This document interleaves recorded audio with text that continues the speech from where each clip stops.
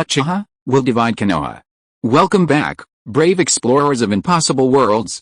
We are excited to have you here to continue this odyssey together.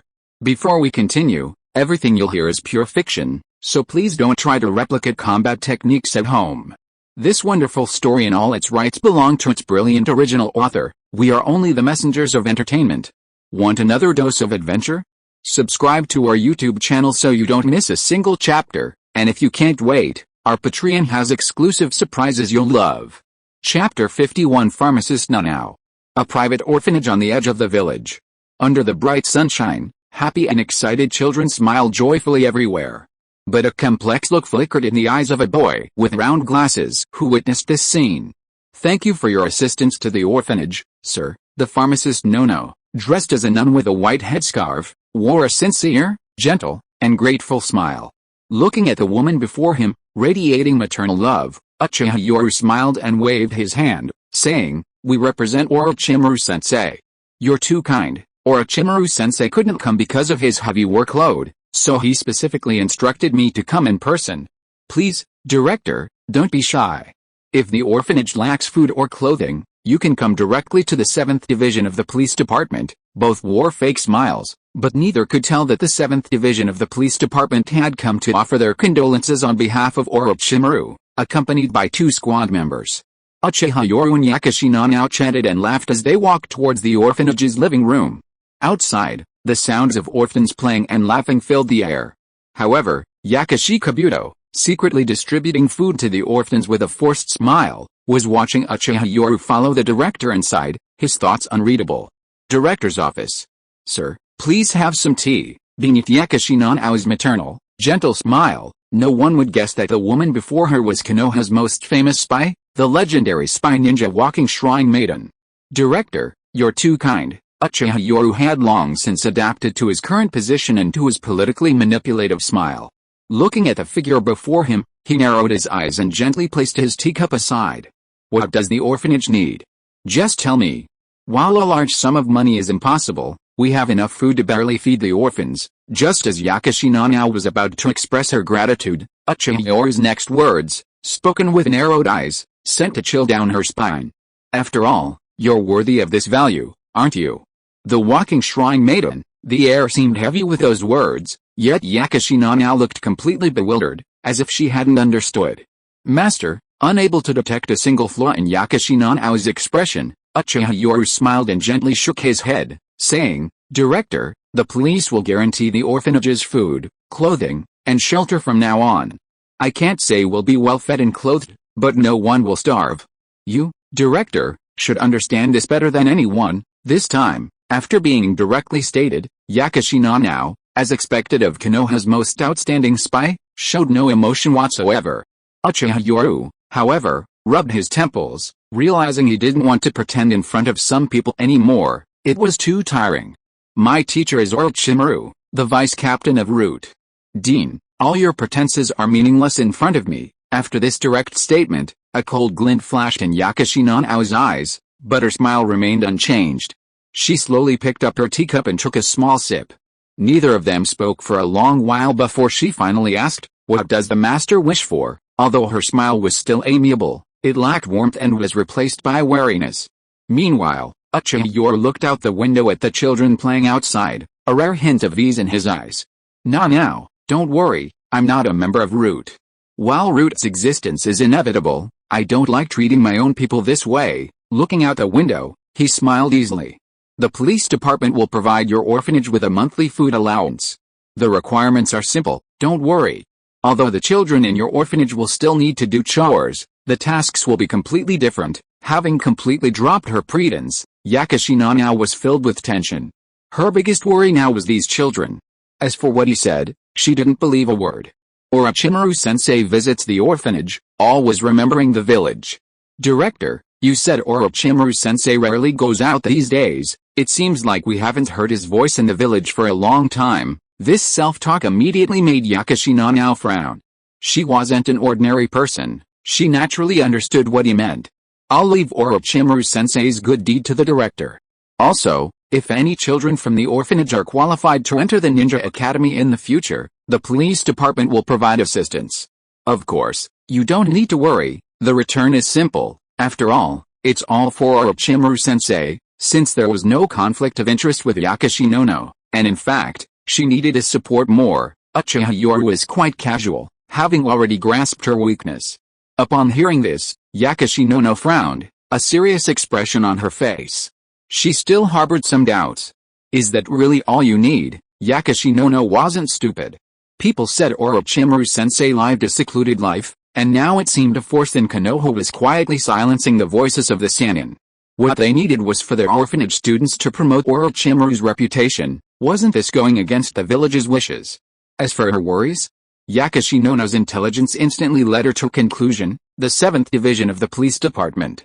As long as they existed, there would always be people speaking out for Orochimaru. The orphanage was just a small place.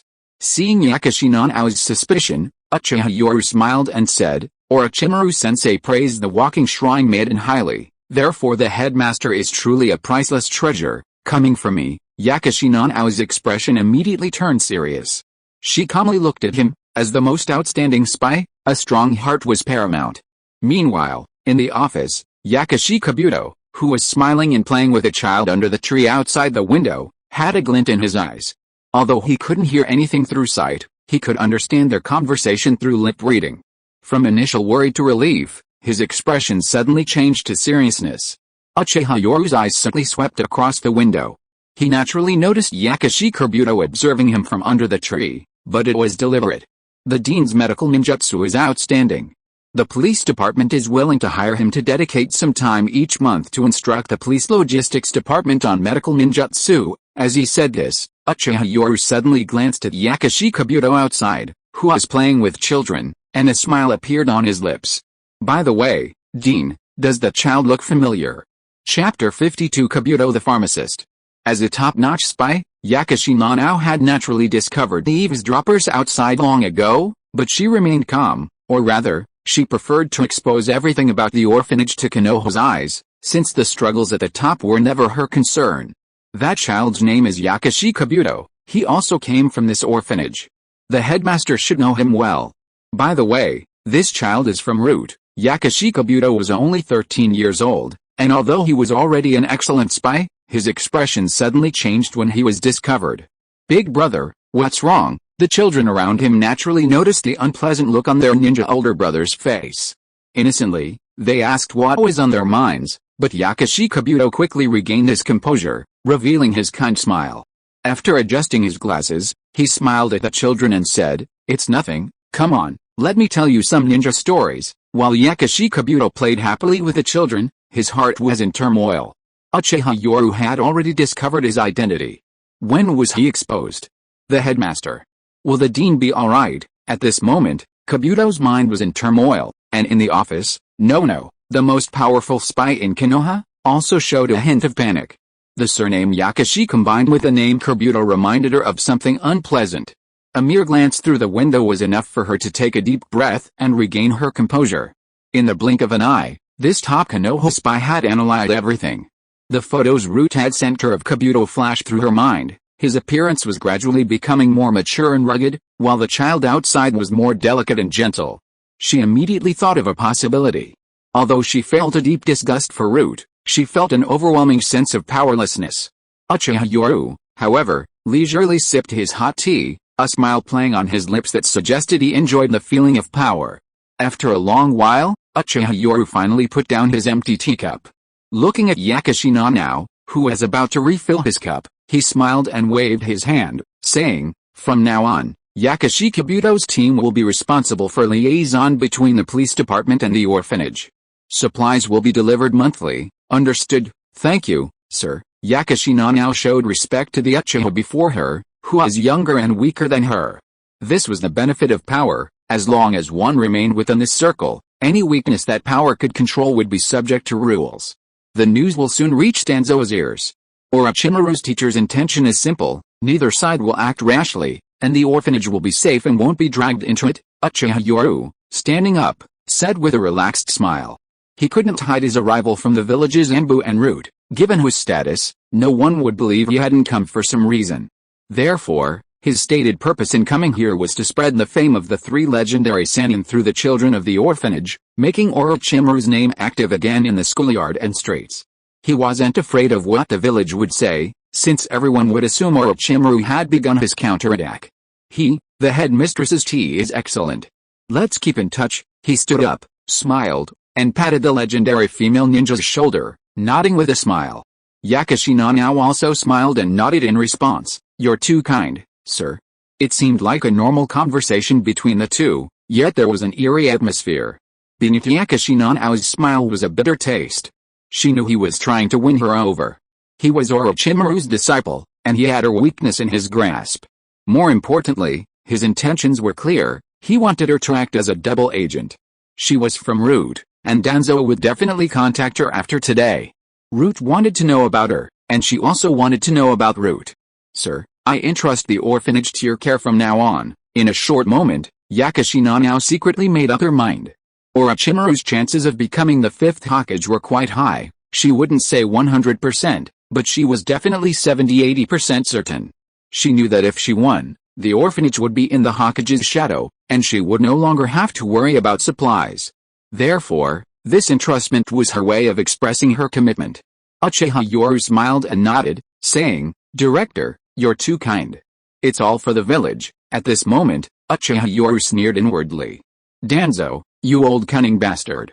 I'll plant a double agent within your Root organization first, and use their own methods against them. Yakashina now? Hell, just the one on the surface. Everyone's target will probably forget one person, someone currently unknown. After leaving the orphanage and returning to the police station, Yakashi Kabuto respectfully reported the information he had recorded at the orphanage. Sir, the orphanage currently has 238 orphans, 13 of whom can refine chakra. There's also the director and the vice director. Back in his office, Uchiha Yoru listened to the brief report with narrowed eyes, scrutinizing the ordinary-looking Kabuto Yakashi before him. No one could have imagined the immense achievements this boy, devoid of any bloodline limit, would later attain. Kabuto, the Third Shinobi World War just ended, followed by the Nine Tails attack. The village suffered heavy losses, so the orphanage is beyond our means. These supplies were barely scraped together from the police department. Sigh, looking at the boy with a half-smile, Kabuto Yakashi smiled shrewdly and nodded. Don't worry, sir, Kabuto is your subordinate. Could he believe that? Uchiha Yoru shook his head with a smile. He didn't believe it, but he trusted Kabuto. Kabuto's weakness was the orphanage director, and the director's weakness was the children and Kabuto himself. This was a sick world. The power of ninjas was immense, leading to countless tragedies in the ninja world. Kabuto tapped the table lightly a few times. He had deliberately revealed the cursed seal on his tongue while speaking. Uchiha Yoru nodded slightly. Kabuto, you come from humble beginnings, but your talent in medical ninjutsu is extraordinary.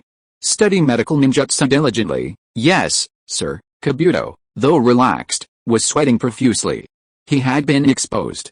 But for the sake of the headmaster, he had no choice but to expose himself, even becoming a spy for the other side. A double agent. He was the trump card, the headmaster was merely the front man. Watching Kabuto leave the office after his report, Uchiha Yoru secretly breathed a sigh of relief. He really needed Kabuto. One reason was that Kabuto could currently give him an extra pair of eyes within Root, another was his talent in medical ninjutsu. Since Yamato's wood release was artificially created, other bloodline limits could naturally be created as well. Bloodline limits within the system were too expensive, and perhaps artificial ones had some problems, but combining the two could solve everything. Finally, it also resolved a tragedy in this morbid world. Thanks to Brother for the 1,500 points reward, and Brother 20170425102124104 feed for the 100 points reward. Chapter 53 Organ Transplantation. Konoha Prison. The police department is responsible for the safety and security of Konoha, and the village's three major prisons are all under the supervision of the Uchiha. Outside the ordinary prison cells, two elite Uchiha officers are warily surveying their surroundings. Not only here, but even outside the prison, there are guards keeping watch, as if they will immediately send a signal at the slightest mistake. Inside the bright and clean room, no one expected that there would be such a room beneath the prison. Amidst the pungent smell of disinfectant, an operating room is bustling with activity. Outside the operating room, Uchiha Yoru, eyes half closed, is constantly practicing chakra nature transformation with 2 leaves between his fingers. At his feet are countless leaves, charred black from electricity, some even partially destroyed and reduced to ashes. Brother Yoru, Uchiha Shisui, who had just led a prisoner into the room, came out. However, the instant Shisui stepped out, his body was slammed heavily against the wall, causing him to groan. A hand grabbed his collar. Faced with such an attack, Shisui's pupils only contracted slightly, so fast, and then he didn't retaliate. At this moment, Uchiha Yoru gripped his collar tightly with both hands, lifting him up, his eyes filled with oppressive power as the 2 tomo in them swirled. Uchiha Shisui. What's with the prisoner we operated on today? Didn't I say it was only those who deserved to die? Shisui, suppressing the discomfort in his chest, looked at Uchiha Yoru, who was staring intently at him, and a look of shame appeared on his face. He said with difficulty and a hoarse voice, Brother Yoru, there aren't enough prisoners in the prison, and he's the only matching kidney donor right now. The pressure on his chest slowly eased, and Shisui was finally able to breathe normally. Uchiha Yoru frowned. The village has 3 major prisons, can't you find a suitable one? Brother Yoru, the most heinous prisoners in the prison have either been sent to participate in human experiments or had their organs transplanted. There aren't enough people, and recently there have been a lot of people watching us in the village. As he said this, Uchiha Shisui showed a deep sense of exhaustion. Brother Yoru, the clan's territory has been targeted by the Anbu. When he said this, Shisui's eyes showed 3 parts helplessness, 4 parts resentment, and 3 parts anger. Just then, the operating room lights suddenly turned on, the doors opened, and Uchiha Yoru and Shisui walked in as if nothing had happened. Thank you so much, Lord Yoru. Otherwise, I don't know when my back would recover, a middle-aged ninja from the Inuzuka clan said with a fawning smile, rubbing his bandaged back. Uchiha Yoru smiled and nodded in response. Not at all, Lord Inuzuka Yoru, you're a hero of Konoha, you've worked so hard for so many years, and you even injured your back for Konoha. We're all doing this for Konoha? Seeing such polite words, Inuzuka Yoru's smile widened, waving his hand and saying, it's all for Konoha? For the village, although the Uchiha clan was now isolated, the 7th division of the police department was different. They represented Orochimaru, and their clandestine sexual transactions were something that all the other clans coveted. Sir, this is the prepared medicine. Just take it on time. Check for rejection monthly for the first 6 months. And then once every 3 months thereafter. A medical ninja wearing a mask came out and handed over the prepared medicine with a smile. Inuzuka, who was clearly weak after surgery, smiled upon hearing this. You're welcome, thank you so much. With a sly smile, Inuzuka left the prison through a secret passage under the escort of the hidden ninjas, leaving only 4 people in the operating room. The surgeon removed his mask, revealing a gentle smile. It was Yakashi Kabuto, who respectfully reported with a forced smile, Inuzuka's 2 kidneys have been replaced. This prisoner received a kidney that was about to die, and after this major surgery, he probably won't survive more than 2 months. The other surgeon, whose eyes alone revealed him to be from the Hyuga clan. On another bed, a prisoner in prison clothes was unconscious, unaware that during his unconsciousness, both of his kidneys had been removed. Uchiha Yoru listened to Kabuto's report, then nodded solemnly, saying, keep it discreet. If this prisoner has an accident, it will be attributed to illness. Yes, sir. Outside the prison, Uchiha Yoru stood in the sunlight, but to Shisui, it felt like darkness. Shisui, from now on, the organ trade within the prison will be handled by the Hyuga clan. The Uchiha only need to be vigilant and prepared to retreat at any time. Yes, Yoruni, Shisui replied respectfully. Since the Nine-Tails attack last year, he had experienced too much in less than a year, especially countless events that had shattered his understanding. In the past 2 months, the prisoner mortality rate in the village prison seemed to have inexplicably increased, but this hadn't attracted much attention. However, the number of seriously ill prisoners had increased significantly. Abuse of power for personal gain meant that many prisoners in the prison were serious offenders, unlikely to be released in less than several decades. Almost everyone serving more than 15 years was on the list. Many ninjas from various clans in the village suffered from recurring old injuries or critical illnesses due to organ damage. Recent clandestine transactions have provided them with much-needed relief. No one wants to die, and no one wants to drag their ailing bodies down day by day, especially ninjas who have passed the peak and are afraid of death. Prisoners can be matched with them, and if a match is found, organs can be exchanged, even transplanted. All of this is based on Orochimaru's technology, resulting in near-perfect organ transplants. Shisui, we don't do these things for Lord Orochimaru. Rude and Embu do it privately too, the difference being that our technology and resources are relatively better. Nahorin, a Chunin-level medical ninja, could perform transplant surgeries on such a tense battlefield, demonstrating the level of Konoha's medical ninjutsu, especially in organ transplantation. Ninjas are constantly engaged in combat missions and inevitably suffer injuries, so organ transplantation is a necessary life-saving technique. The difference is that in the village, due to the need to avoid negative publicity, it can only be done secretly, but it almost always uses death row inmates or foreign spies. Their methods were more extensive. After all, with so many prisoners in the village prison, not using them would be a waste. More importantly, ninjas could only receive organ transplants from other ninjas. Transplants from ordinary people would result in rejection. Uchiha Shisui, having already experienced too much darkness, understood that using prisoners was better than treating human life lightly, and nodded. Brother Yoru, I understand. No, you don't understand. Do you know why Orochimaru had the Uchiha and Hyuga secretly work together on this? At this moment, Uchiha Yoru again displayed that air of someone shouldering a heavy responsibility. There was no other way. Shisui's potential spoke for itself. To ignore a clear opportunity and let Shisui side with the Hokage's faction? That was absurd. Please support. Chapter 54. Attention from all sides. Seeing the confusion in Uchiha Shisui's eyes, Uchiha Yoru shook his head inwardly. A genius ninja, yet a political idiot. No wonder he was so easily fooled in the original story. If Uchiha Itachi was obsessive, then Shisui was a political idiot, too trusting of the Hokage's faction, ultimately choosing suicide when betrayed. This shows that Shisui never intended to exterminate the clan. If Shisui hadn't died, the massacre might have been more complicated. Shisui, the Uchiha are isolated. This is your opportunity, Uchiha Yoru said in a low voice. Have you noticed the clan organ trade? They're almost all contacting the major clans.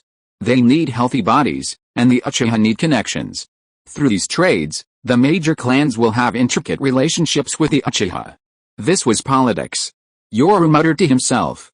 This wasn't obsessive, while there was an element of self-interest. If the medical department was doing it secretly, why couldn't he? Organ transplants at Konoha's medical department are something only Jonin-level ninjas know about. Those below Jonin have neither the right nor the need, unless they are from major clans. Compared to the medical department, which is under constant scrutiny, they are more conservative, only using death row inmates and spies. In contrast, the police department, frankly, is officially acquiesced, and its unlicensed, clandestine operations naturally have fewer scruples. Brother Yi, why involve the Hyuga clan? The Uchiha clan is isolated and needs this, but the Hyuga aren't. Seeing Shisui's suspicion, Uchiha Yoru shook his head and said, Shisui, one reason is the Hyuga clan's strength, and the other is that you're wrong. It's not just the Hyuga clan involved, it's not just about doing it secretly. By coming here to perform organ transplants, they've given themselves leverage, since it's all based on violating ninja regulations. In short, it's about dragging everyone down with them. When the number reaches a certain point, it becomes a terrifying force. Shisui, you need to properly hand over the work in the prison to the Hyuga clan. You're not suited for darkness, you should stand in the sunlight. The tone suddenly shifted, and Shisui was stunned. He saw a weary, forced smile in the man's eyes, and a strong sense of guilt welled up inside him. It seemed that his elder brother, Yoru, had been carrying the burden of darkness for the clan and the village, while he was the one holding him back. Brother Yoru, I will definitely do my best. Before Shisui could say anything, Yoru smiled and waved his hand, saying, Shisui, you misunderstand. There's a lot going on in the police department, you don't need to be too distracted here. From now on, Shisui, you'll be in charge of the police department's work. Also, remember to properly guide Itachi, don't let him go astray. Yes, Brother Yoru. Seeing Shisui's assurance, Yoru nodded secretly. Shisui's fervent worship of the Hokage lineage had waned. He even harbored doubts about the current leadership, finding it difficult to trust them anymore, let alone side with the Hokage. Only Itachi remained. After all, both of them were potential main decay Sharingan users. The Uchiha clan was known as the strongest clan, and they certainly didn't lack elite Jonin. But a cage-level ninja was a pillar of strength, coupled with the terrifying power of the main decay Sharingan. It could be said that he had gone to great lengths for the clan. Root. Lord Danzo, this is the latest intelligence from the police department. The Uchiha and Hyuga clans are secretly abusing their power for personal gain by profiting from organ transplants. When Kabuto Yakushi returned to Root, he respectfully handed over the intelligence he had collected. After reading it, Danzo's eyes revealed a sinister sneer. How, it seems the Uchiha and Hyuga clans are determined to side with Orochimaru. As he said this, Danzo's gaze remained coldly fixed on Kabuto Yakushi. After all, he knew that the other party had already visited the orphanage, but seeing the other party's calm expression and the information he had secretly gathered, it seemed that the two had not spoken or acknowledged each other. Danzo could only sneer at this. Organ trading was nothing compared to the far more serious human experiments he had conducted under Orochimaru's control. This information merely dispelled his suspicions about Kabuto Yakushi. Inside the Hokage's office, the third Hokage, Hiruzen Sarutobi, puffed on his pipe, the acrid smoke drifting through the air. His brow was furrowed, and before him stood Yugeo Yuzuki, who had come to report on her mission. Organ trading. Winning over various factions was what he was after. Hiruzen's brow furrowed even more. In just 2 months, 38 members of various clans had established business dealings with the Uchiha. Yugeo, have you discovered anything lately? Although Yugeo was still young, and had even caught the eye of the Anbu after graduation due to her good aptitude, she was the best candidate to approach the Uchiha, one reason being her gender, another her civilian status, and yet another her intelligence. Yugeo Yuzuki had undergone 6 months of training in the Anbu, and her infiltration of the police department as a spy was part of his strategy. Lord Hokage, the 7th Division of the police department hasn't made any major moves in the past 2 months. It seems their approach to maintaining order has shifted the entire department. Yuzuki Yugeo, kneeling respectfully, continued. Now, influenced by this, the police department is strictly adhering to regulations towards civilians, while showing leniency towards ninjas and powerful clans from various regions. Hearing this, Hiruzen Sarutobi's brow furrowed in understanding. He had heard about the police department's tactics. In his mind, it was nothing more than a means to consolidate power, a political signal from Orochimaru. But it was precisely this political signal that made Hiruzen Sarutobi even more resentful. Now that Konoha was gradually stabilizing, this couldn't continue, otherwise, it would hinder the village's peaceful restoration. Lord Hokage, this is the list of members of the 7th Division of the Police Department. Finally, Yuzuki Yugeo respectfully presented the list she had collected. She had worked hard for so long, and her efforts had yielded results. Hiruzen Sarutobi glanced at the names on the list, a serious look immediately appearing in his eyes. Orochimaru's methods were still ruthless, but this seemed somewhat unlike Orochimaru's usual approach. Yugeo, you know the dangers the Uchiha clan poses. The Nine-Tails calamity must not be repeated. Therefore, I need you to take another step forward. This ambiguous statement immediately caused Yugeo Yuzuki, who was below, to show respect. Rest assured, Hokage-sama. Yugeo will definitely gain the Uchiha's trust as soon as possible to obtain intelligence within the Uchiha clan. How, you're still young? No need to be so rigid. I believe the Uchiha are also part of the village. Hiruzen Sarutobi wore a benevolent smile, but in his heart, he had already made his plans.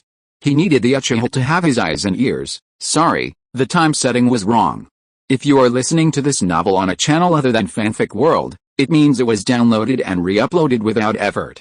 We warmly invite you to visit our channel, Fanfic World. There you will find the original version of this story and many other novels of various genres. We look forward to seeing you dive into a world of incredible novels. Chapter 55 Brainwashing is a tradition passed down through generations. Anbu. Chief, this is the intelligence we've gathered recently, having just reported to the Hokage. Yuzuki Yugeo, as a member of the Anbu, naturally had to return to report. Unlike the Hokage, who offered only a glance at the intelligence with a benevolent smile and then offered words of comfort, the Anbu's focus was on completing the mission. The process was unimportant. Although the Anbu chief wore a mask, her long hair and figure clearly indicated she was a woman, the third Hokage's eldest daughter-in-law. She calmly reviewed the intelligence Yuzuki Yugeo presented, but behind the mask, she frowned, revealing a hint of displeasure. Yuzuki Yugeo, you were sent on this mission because of your age and your easily approachable status. But after all this time, you've only gathered superficial information. You haven't obtained a single piece of real intelligence about the 7th Division of the Police Department. Faced with the Anbu chief's reprimand, Yuzuki Yugeo knelt on one knee, respectfully bowing her head to listen to the scolding. Finally, after a long silence, the Anbu chief placed the intelligence aside. Yugeo, the Nine-Tails attack is highly likely a Uchiha conspiracy. The Uchiha are far too dangerous for the village. Therefore, I need you to gain Uchiha Yoru's trust and obtain deeper intelligence. In fact, it will be extremely difficult for the village to grasp information about the Uchiha's upper echelons in the future. Therefore, I need you to be able to use your identity when necessary. After giving her a meaningful look, the Anbu chief said in a deep voice, "You come from a commoner background and are one of the few female ninjas. I think you should know that all of this is for the village." Upon hearing this, the young Yuzuki Yugeo trembled, a hint of struggle flashing in her eyes. But when she heard that everything was for the village, she remembered the disaster that struck Konoha during the Nine-Tails attack, with countless cries echoing across the village. Finally, Yuzuki Yugeo took a deep breath, lowered her head, and said hoarsely, "Understood. For the sake of the village, I will approach the target and complete the mission if necessary." "Good, you can go now.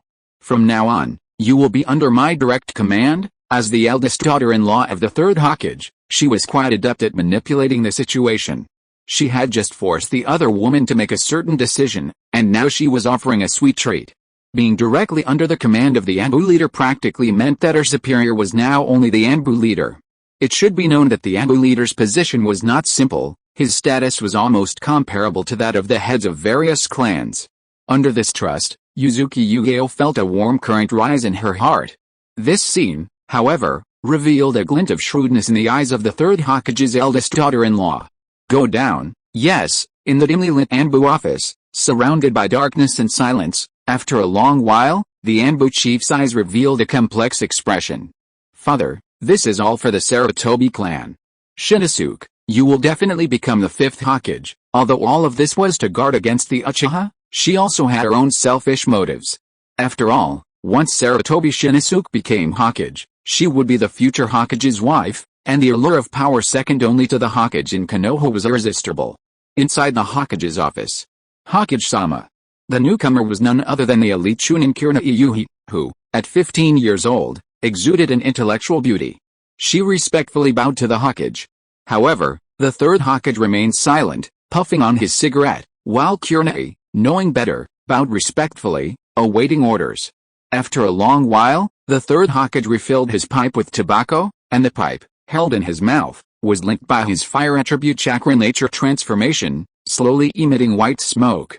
"Kurenai, you've grown into a ninja capable of standing on your own." Faced with the Hokage's polite words, the precocious girl, 15-year-old Kurenai, smiled respectfully and nodded. "Hokage-sama, you flatter me." Although still quite young, it was clear that Kurenai's thinking was more mature than other single-minded ninjas. Seeing this, the Third Hokage asked quietly, "Uchiha Yoru, is this name familiar to you, Kurenai?" Upon hearing this name, Kurenai's heart skipped a beat, but years of ninja experience allowed her to maintain her composure, though she lowered her head even further. "Uchiha Yoru, my classmate, graduated at 10 and became a Jonin, 14 and a Chunin, and this year at 15 he became a Jonin. Now he's the captain of the 7th Division of the Police Department, and a genius of the Uchiha clan to awaken the double Tomo Sharingan." Kurenai honestly told her everything she knew, because no one could be kept in the dark. While it's not necessarily true that all Uchiha are geniuses, those who awaken the Sharingan are definitely geniuses.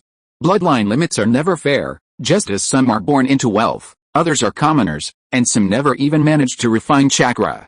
Upon hearing this, Hiruzen Sarutobi sighed sadly, a complex expression on his face. "Kurenai, your father was a hero of Konoha. No one wanted to see the Nine-Tails attack, even after half a year, when the disaster was brought up again. Kurenai still couldn't hide her grief. That night was nothing short of a catastrophe for Konoha. She had lost her father. As he recalled that night, the Third Hokage's eyes were filled with complex emotions. If he could do it all over again, he truly wouldn't want that scene to happen. "Kurenai, you should know that the Sharingan was manipulated in the Nine-Tails eye, right?" This unexpected question made Kurenai's heart skip a beat.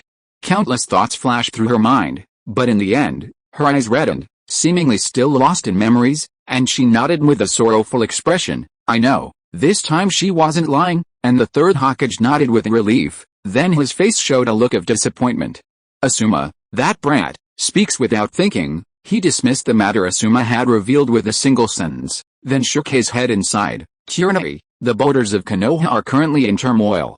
Orochimaru was originally the most suitable candidate, but unfortunately, Orochimaru seems to have some problems lately. This ambiguous statement filled Kurenai with even greater shock. This was something she couldn't possibly be involved in. No, wait. Just now, the Hokage questioned Uchiha Yoru, who is Orochimaru's student. A cold sweat broke out on Kurenai's back. She seemed to be involved in something terrifying. Seeing the young Kurenai's pale face as if she had thought of something, the third Hokage nodded slightly. It seemed his investigation was correct. Kurenai harbored resentment towards the Uchiha clan because of her father. Kurenai, I need you to carry out a mission. Of course, this mission might be too difficult for you. You can decide for yourself. Hiruzen Sarutobi, as expected of Konoha's master of brainwashing, was extremely adept at appearing compassionate and benevolent in others' minds. Orochimaru, who later trafficked children, was somewhat of a successor, though the difference was significant. After all, Sarutobi brainwashed two main Decay Sharingan users and even a main character, while Orochimaru's methods were far inferior in quality. Please support. Chapter 56 Thor's Armor and Chidori Stream. The air crackled and popped in the sealed training hall of the police department. The vast hall was almost empty, save for the occasional flash of lightning, and the constant tearing sounds echoed through the air. The speed of taijutsu was beyond the sight of the average person. Uchiha Yoru's figure was nearly invisible, only appearing briefly when he needed to twist his body, displaying a speed already at the level of a Jonin. Kunai suddenly struck the Senbin launching devices already prepared on the walls. The moment the wires snapped, Senbin launchers went off from all directions. Whoosh! Whoosh! Only the afterimages of Senbin raining down filled the air.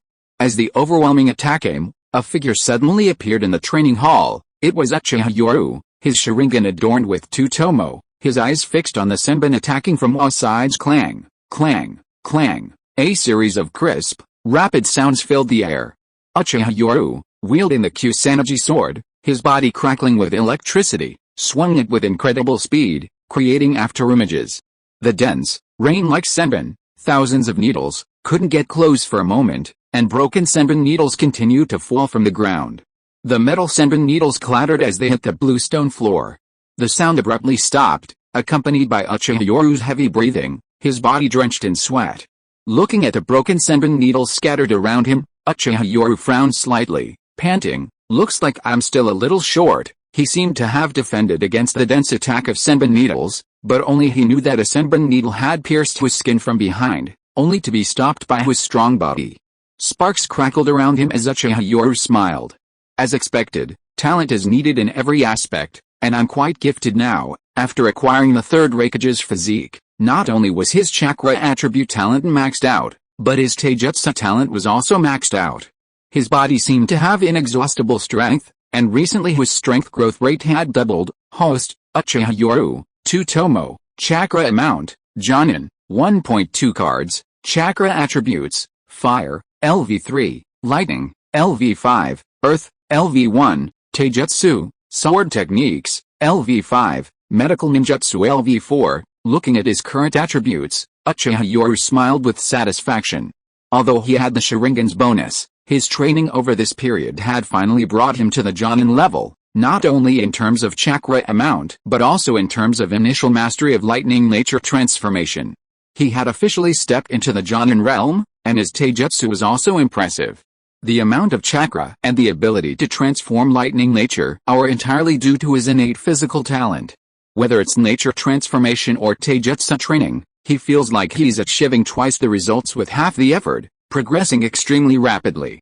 Similarly, his age is a factor. In the ninja world, the developmental boom typically occurs between 12 and 16 years old, a crucial period for every ninja's growth. While his rapid progress in taijutsu is also a result of his physical talent, his support ninjutsu accounts for at least half the credit.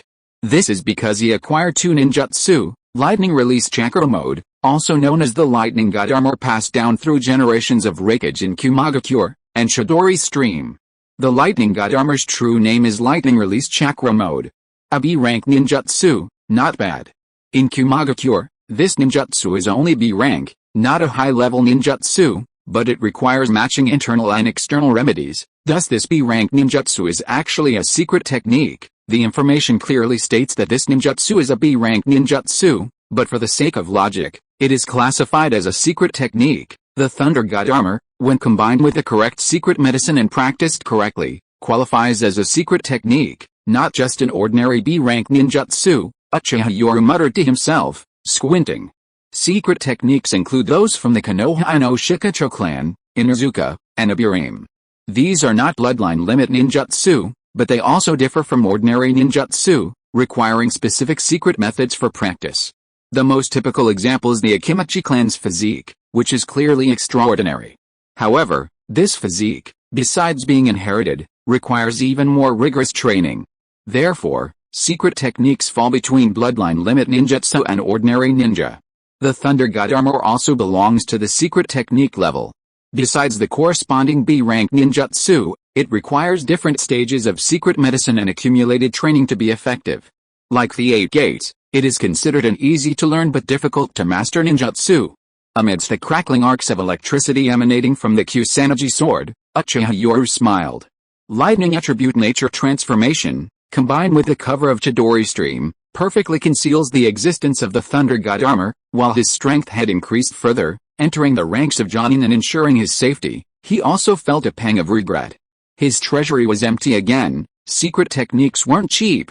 Fortunately, he possessed a nearly perfect physique to match, otherwise, having ninjutsu without the ability to cultivate it would be a joke. The common C, B, A, and S rank system in ninjutsu isn't just about power, but also about the difficulty of mastering it. The data specifically mentions cultivation difficulty levels. For example, an ordinary chunin would find an A-rank ninjutsu extremely difficult to master, while some geniuses at the same chunin level find it remarkably easy, like Kakashi Hatake. This is all due to chakra circulation and manipulation. The higher the level of the ninjutsu, the more complex the chakra flow within the body, and the greater the difficulty. His rapid improvement in strength in such a short time, aside from the enhancements brought by bloodline evolution and physique, is entirely due to his ability to master ninjutsu so quickly, stemming from his chakra hand seals, talent, acquired from Kakashi and Shippuden.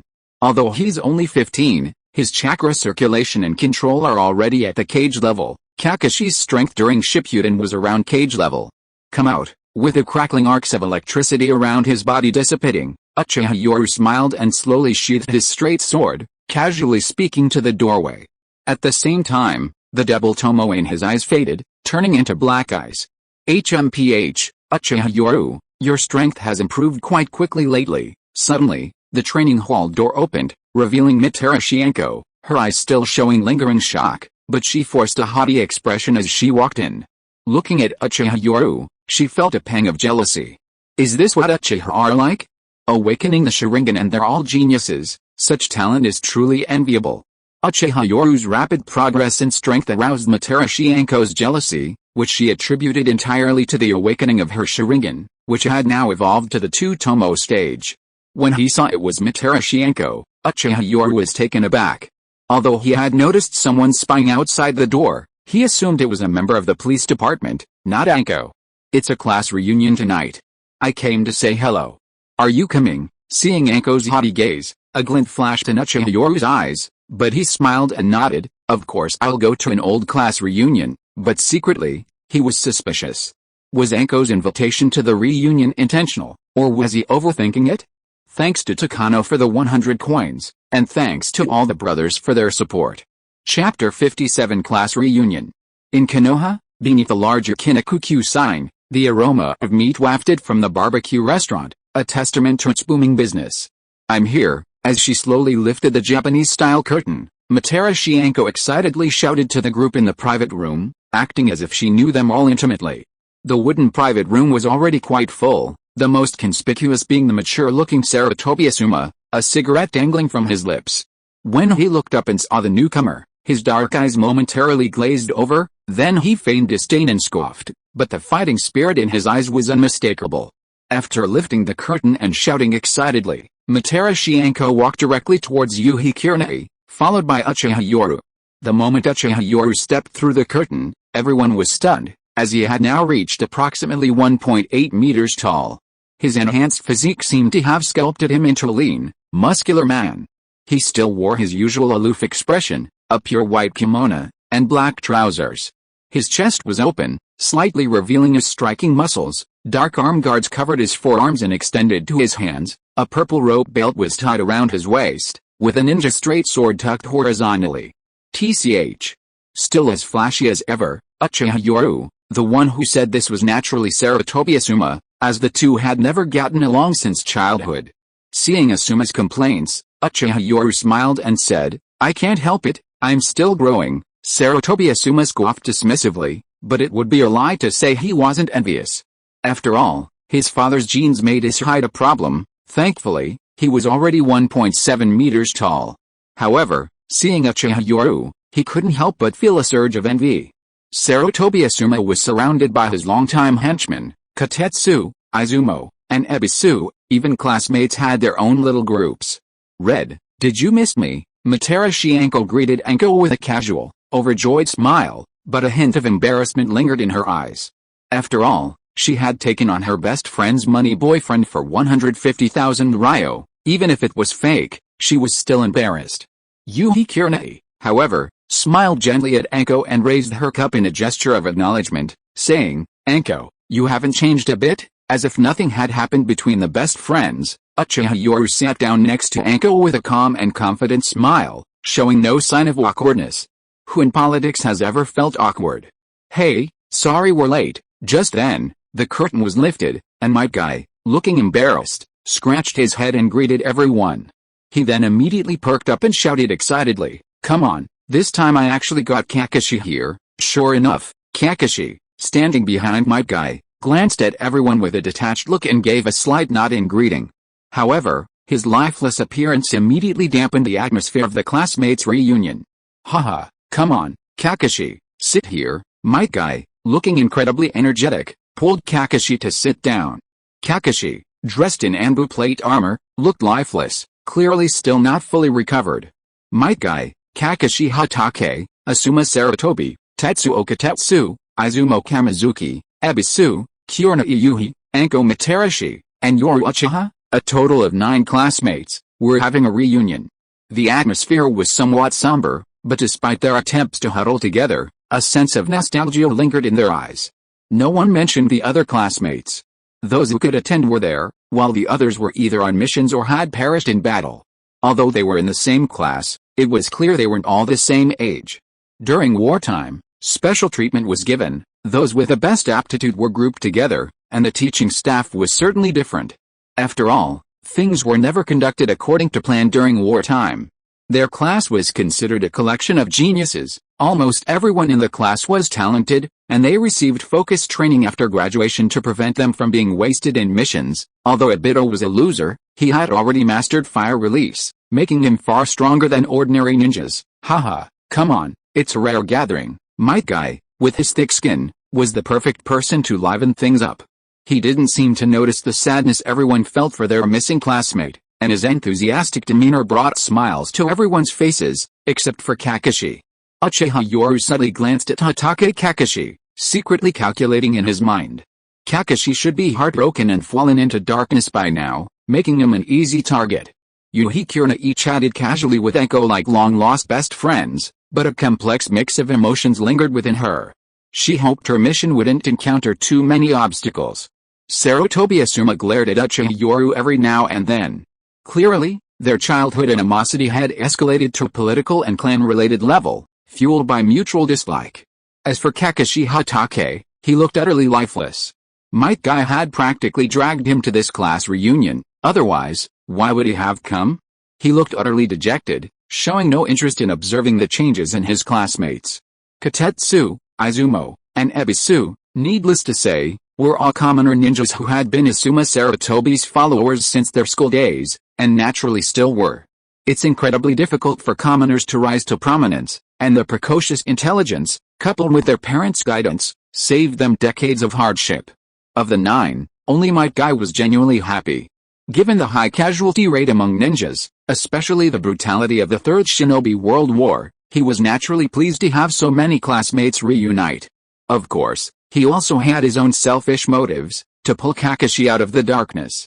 Haha, I heard you've become a Jonin, Yoru. You're the second Jonin in our class after Kakashi.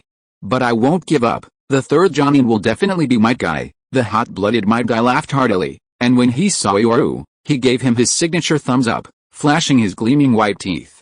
Encouraged by Might Guy, Yoru showed a rare hint of embarrassment. After all, not everyone could ignore Might Guy. TCH, becoming a Jonin doesn't mean you're a Jonin. Asuma Sarutobi, standing nearby, immediately showed a disdainful look, secretly mocking him. His three followers nodded in agreement. After all, Yoru became Orochimaru's disciple, and upon returning to the village, he became the captain of the 7th Division of the police department before becoming a Jonin. Compared to Kakashi, who became a Jonin based purely on achievements and strength, Yoru seemed to have become a Jonin through connections, which naturally made people resentful. Chapter 58 A Class Reunion That Went Astray. At the Konoha Yakiniku restaurant, Uchiha Yoru watched Asuma's group, who seemed to think he'd gotten his position through connections, with a half-smile, completely ignoring them. Tapping his fingers lightly on the table, Yoru squinted and chuckled. Might Guy said hard work can catch up with geniuses, and I've never questioned that. But there are some things that no matter how hard you try, you can't surpass. A flash of red light appeared in his black eyes, and Asuma smiled even more dismissively, shrugging to indicate that they wouldn't discuss such things at the class reunion. However, Katetsu, Izumo, and Ebisu felt a surge of embarrassment, their hearts filled with resentment and deep helplessness. That fleeting glimpse of his Sharingan was a clear declaration, I'm an Uchiha. No matter how hard you try your whole life, you can never become one. Kai, everyone's here, let's get the meat out of the way. The subtle power struggles among them had escalated from the petty squabbles of the Ninja Academy to a political divide. Kurenai casually chuckled and teased Kai. Might Guy, though hot-blooded, wasn't stupid. His thick skin was part of his personality, but as a ninja, his observation skills were impeccable. He immediately understood Kurenai's meaning and broke into a hearty laugh. Kakashi and I are late today, so it's our treat. Sometimes, you really need someone like Might Guy. With a hearty laugh, everyone seemed to forget their differences in stance. As the grilled meat arrived, the group chatted and laughed amiably, a rare moment of relaxation. Looking at everyone, Uchiha Yoru, while smiling and greeting them, subtly glanced at Kakashi, thinking to himself, is this gathering really just for Kakashi? Kakashi looked lifeless, probably because this gathering was for the other person, especially since Might Guy's carefree laughter masked the worry in his eyes that never left Kakashi. Kakashi, Yoru is the second person after you to become a Jonin, and he even awakened the Sharingan. I just wonder who's stronger between you two. Well, Might Guy wasn't stupid, but his carefree attitude and clumsy tongue left everyone speechless. Kurenai even rubbed her forehead in exasperation. How could he talk like that? She was truly defeated. Materashienko, on the other hand, looked at Might Guy with an arrogant expression and said, Orochimaru-sensei carefully taught Yoru, and his strength is definitely no less than Kakashi's. As if afraid that Yoru's Jonin status was too exaggerated and would embarrass his teacher, Materashienko tried her best to bring up Orochimaru. Obviously, this name was very useful, but Sarutobi Asuma wasn't intimidated by it. Your teacher is Orochimaru? My father is the strongest Third Hokage. I heard you awakened your Sharingan, Yoru, and it's even a double Tomo Sharingan. Congratulations. Sarutobi Asuma's smile was congratulatory, but his eyes held a hint of provocation. Uchiha Yoru naturally understood the implication. After all, there was another Sharingan with 3 Tomo here. However, Uchiha Yoru waved his hand dismissively and laughed. Asuma, you're too kind. I'm worthy of the Uchiha name, just like you. I inherited the Third Hokage's smoking habit. Hearing Uchiha Yoru tease Asuma about inheriting his father's smoking habit, Materashienko burst out laughing, instantly amused, and said with a carefree laugh, I didn't even notice. Asuma, when did you learn to smoke? Among everyone. Besides Might Guy, Materashienko was probably the most guileless, since Anko became Orochimaru's disciple right after graduation. With such a powerful backer, all he needed to do was improve his strength. Surrounded by envious and flattering glances, he naturally wouldn't have to endure so much.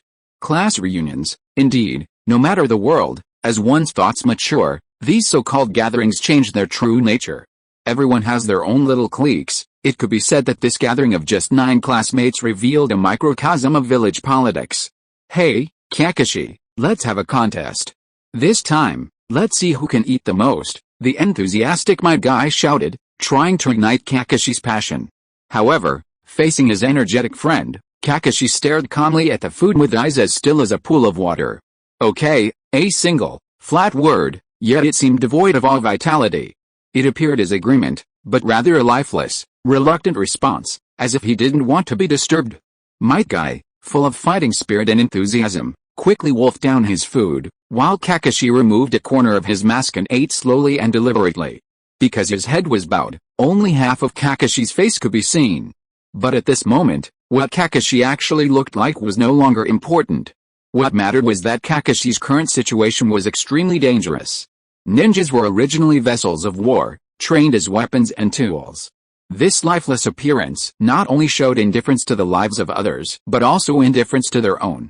Kakashi, are you still using your Sharingan well? Just then, Uchiha Yoru casually smiled and teased, a flash of red light appearing in his eyes. In the instant he activated his Sharingan, he fulfilled a wish and saw Kakashi's true face. Everyone was startled upon hearing this, some even frowning. Sarutobi-Asuma, who disliked Kakashi, scoffed, giving Uchiha Yoru an arrogant look and mockingly saying, Kakashi became a Jonin at 12 through battle merits, and even created the A-rank ninjutsu Chidori.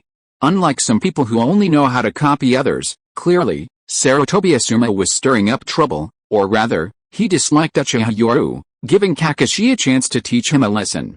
Upon hearing this, Kakashi subtly tried to cover his eyes, but stiffly withdrew his hand, lowering his head and calmly replying, "Oh, the Sharingan is very useful." The once proud genius had become like this, causing everyone to shake their heads. Uchiha Yoru smiled and shook his head, saying, Kakashi, the Sharingan isn't so easy to control. He was telling the truth, but Might Guy interpreted it as Kakashi being after Kakashi's Sharingan. After all, it belonged to the Uchiha clan. Might Guy immediately burst into laughter, saying, Yoru, Kakashi inherited Obito's will and will certainly not let the Sharingan down. Seeing Might Guy's misunderstanding, Uchiha Yoru chuckled, Guy, perhaps you've misunderstood. Once the Uchiha have accepted Kakashi, they won't go back on their word. I was just offering a friendly reminder out of our classmate relationship. Starting tomorrow, the update time will change. Before the book goes on sale, updates will be after midnight. I hope everyone can understand. This is all for the sake of keeping readers engaged. Chapter 59, The Showdown with Kakashi. Outside the Konoha barbecue restaurant. The streets were nearly deserted under the cover of night. Most people were home preparing for the night, with only a few ninjas and civilians working. Under the cover of darkness, the village seemed like a ninja paradise, with black dots flickering and dancing on the houses. Kakashi, at the moment of parting, lamenting the past that could never be returned, Uchiha Yoru called out. Hokage Kakashi turned and stared at him lifelessly, as if asking what was wrong. However, Uchiha Yoru shook his head upon seeing Kakashi's expression, but then, seeing Might Guy's expectant eyes, a small selfish thought crossed his mind, and he chuckled, who knows when we'll meet again? How about the training grounds, an unyielding stone, hands that could never be washed clean, Sharingan that could never be closed, an inescapable paradise of intimacy. This was the life of Hokage Kakashi. It might be difficult to judge who the most tragic character in Naruto is, but Hokage Kakashi is definitely on the list. Losing his father at the age of 7 left him all alone, turning him into a cold machine focused solely on completing missions. Just when he finally rediscovered the warmth of bonds, he witnessed the sacrifice of his comrades. First, Obito Uchiha was pinned down by an unyielding rock. Then, he personally plunged Chidori into Rin Nahara's chest, the blood staining his hands, a stain he could never wash away. During the Third Shinobi World War, Kakashi lost all his teammates, and then, during the Nine Tails attack, he lost his teacher and his teacher's wife. A duel between genius ninjas. Haha, Kakashi, this is youth. Upon seeing Uchiha Yoru's question, Might Guy immediately cheered excitedly, as if injected with adrenaline, and even patted Kakashi's shoulder heavily. Kakashi, you're Konoha's most outstanding genius ninja. Before the duel between our peers, let's have a duel. Let's see who gets to the training ground first, shall we? After saying this, Might Guy even gave Uchiha Yoru a clumsy wink, as if to say thank you. Uchiha Yoru simply shrugged and smiled casually. He understood Might Guy's desire to help Kakashi, though he didn't think it would be of much use, but it had given him an opportunity.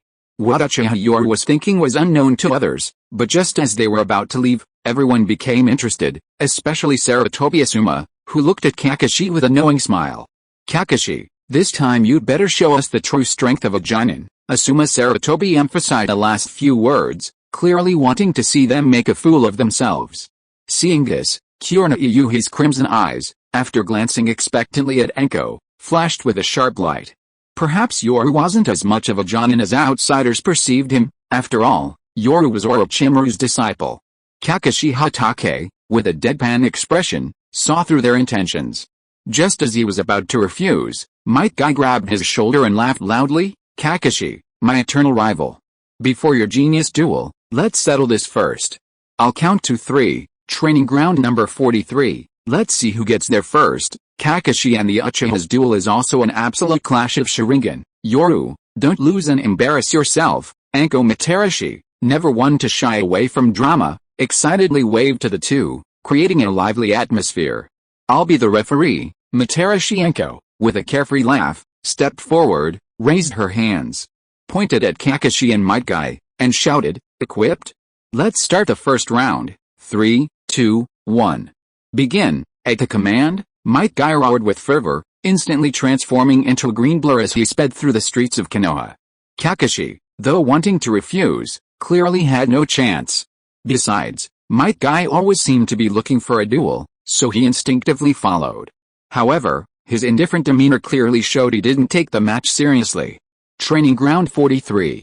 Under the moonlight, a gust of wind swept across the grass, rustling the leaves. Kakashi's deathly calm figure appeared, followed closely by a series of dark figures rushing towards him. Yo! Kakashi, as expected of my eternal rival, it was obvious Might Guy had lost this farcical match, but he showed no sign of defeat.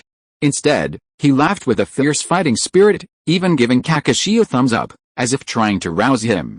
However, Kakashi, only 15 years old, had experienced too many tragedies in his life. Frankly, it was surprising that he hadn't fallen into darkness. Watching Might Guy's clumsy acting, knowing full well that his friend was deliberately trying to provoke him, Hatake Kakashi's eyes remained unmoved, his expression still deathly indifferent as he calmly gazed at everyone. Asuma, do you think Yoru's Chidori is stronger, or Kakashi's? At this moment, a series of flea-like black shadows flashed in. Sarutobi Asuma landed, just pulling a cigarette from his pack and putting it in his mouth. Ebisu, who had just arrived, casually spoke to Asuma, as if it were an unintentional conversation. The next moment, Ebisu seemed to realize he had misspoke, and awkwardly lowered his head slightly, pushing up his glasses. His sunglasses effectively concealed his gaze. Asuma, standing beside him, smiled slowly but said nothing, instead lighting a cigarette with his lighter. It was obvious that Ebisu had deliberately said this to curry favor with someone powerful. In any world, there's never a shortage of people who try to climb the social ladder by clinging to powerful figures. Even Uchiha Yoru was one of them. Haha, Kakashi, now it's Yoru's turn to challenge you. At this moment, Might Guy's heart was clearly set on Kakashi. He feigned a hearty laugh, gave a thumbs up, and then turned to Uchiha Yoru, winking as if to say, Yoru, you'd better ignite Kakashi's fighting spirit. In school, besides Kakashi, Might Guy's closest friend was Uchiha Yoru, as the latter had never looked down on him. Under the moonlight of training ground 43, the ninjas could see clearly. Materashi Enko, her face beaming with excitement, cheered, Yoru, you can't let Orochimaru-sensei down. Kurona Iyuhi, observing the atmosphere, suddenly had a glint in her eyes. Sarutobi Asuma, a cigarette dangling from his lips, looked casually at the center of the training ground, his gaze serious. Behind him, Katetsu, Izumo, and Ebisu also wore grave expressions. After all, the name of the Shadow Tree, and just how strong was their contemporary genius ninja, Hatake Kakashi? And then there was the Uchiha who had awakened his bloodline limit. Kurona Iyuhi and Anko Materashi also stared at the center of the field. Only Might Guy secretly gestured to Uchiha Yoru, signaling him to go all out, his eyes also showing worry. Please support. Chapter 60, Kakashi's hand seals shock him. Konoha, training ground 43. Under the moonlight, 7 Chunin, Might Guy, Asuma Sarutobi, Anko Materashi, Kurona Iyuhi, Katetsu Kauki, Izumo Kamizuki, and Ebisu, stared solemnly at the center of the arena. The tall, Rapidly developing Uchiha Yoru and the deathly-looking Kakashi Hatake faced each other. They were classmates in school, though not particularly close. Kakashi had graduated shortly after joining, but they were definitely among Kakashi's few good friends. "Kakashi, maybe we can have a little sparring," Uchiha Yoru smiled and shrugged. Although someone had deliberately provoked him, he also had his own selfish motives. Losing wouldn't hurt, after all, Yoru was Konoha's most dazzling genius, and winning would bring him fame. Kakashi looked at Uchiha Yoru, then at the looks from his classmates. Perhaps there was some scheming involved, but everyone was also trying to ignite his fighting spirit, a scene he clearly understood. Alright, Kakashi was still in his Enbu days, at the darkest point of his life. His words were brief, direct, and clear, his aura radiating coldness and indifference. A night breeze blew, a leaf slowly drifted down, and under the solemn gazes of the onlookers, the two figures vanished in an instant. Bang! Bang! When Kakashi and Uchiha Yoru reappeared, they were already engaged in a rapid exchange of taijutsu. The initial underestimation of Uchiha Yoru vanished instantly, replaced by serious expressions. These were all Chunin, and even Asuma, Kyorna Iyuhi, and Anko Materashi were elite Chunin. What they saw were after-images of the two clashing. In taijutsu alone, they had already surpassed the Chunin level. So fast, Uchiha Yoru was secretly astonished. No wonder he became a Jonin at 12, if not for the protagonist's plot armor, his talent was simply monstrous. Kakashi's speed is incredible. Analysis of the original story reveals his speed-oriented nature, evident in his early swordsmanship and later Chidori.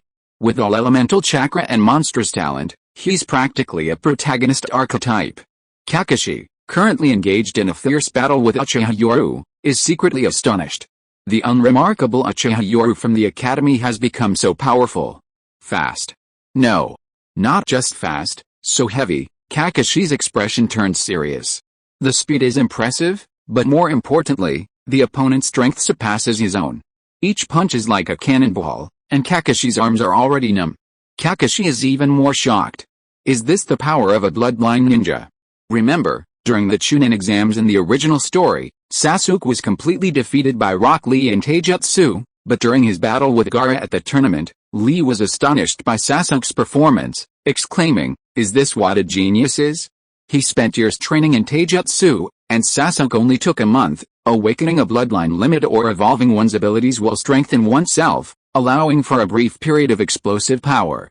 Therefore, Kakashi Hatake was shocked, believing that Uchiha Yoru's rapid increase in strength within just 6 months was due to awakening his Sharingan and evolving it to the two-tomo stage. With a bang, the two figures retreated rapidly. In their taijutsu clash, they were almost evenly matched, both astonished by the other's strength. So fast, Might Guy, watching from the sidelines, watched the battle with burning eyes. In such a taijutsu contest, he could only have a fighting chance if he opened the 8 gates. Just as the two separated, Uchiha Yoru, retreating, smiled, his hands instantly forming a dazzling array of hand seals. Fire release, great fireball technique.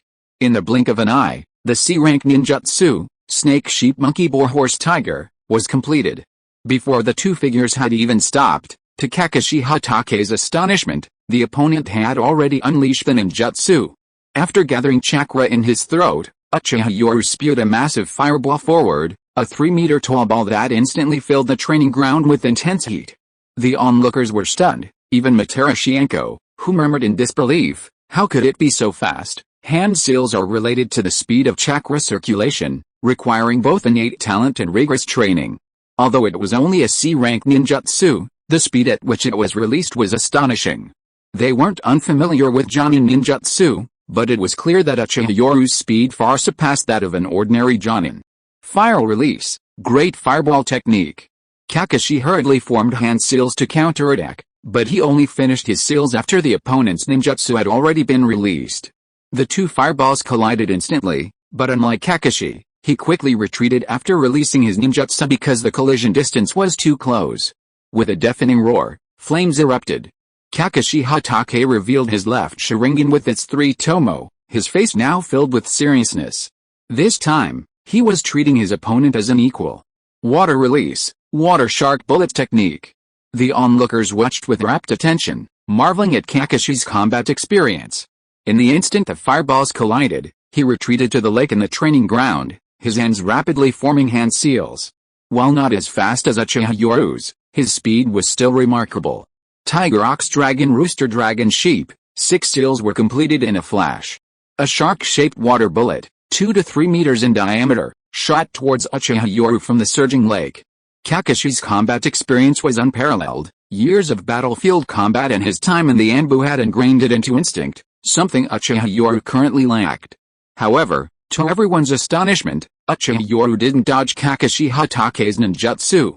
Instead, his hands moved incredibly fast, forming hand seals, completely unexpected. Fire release, head carving. In an instant, the hand seals were completed, and Uchiha Yoru's chakra gathered in his mouth. Suddenly, he unleashed a massive fire release technique. Rumble.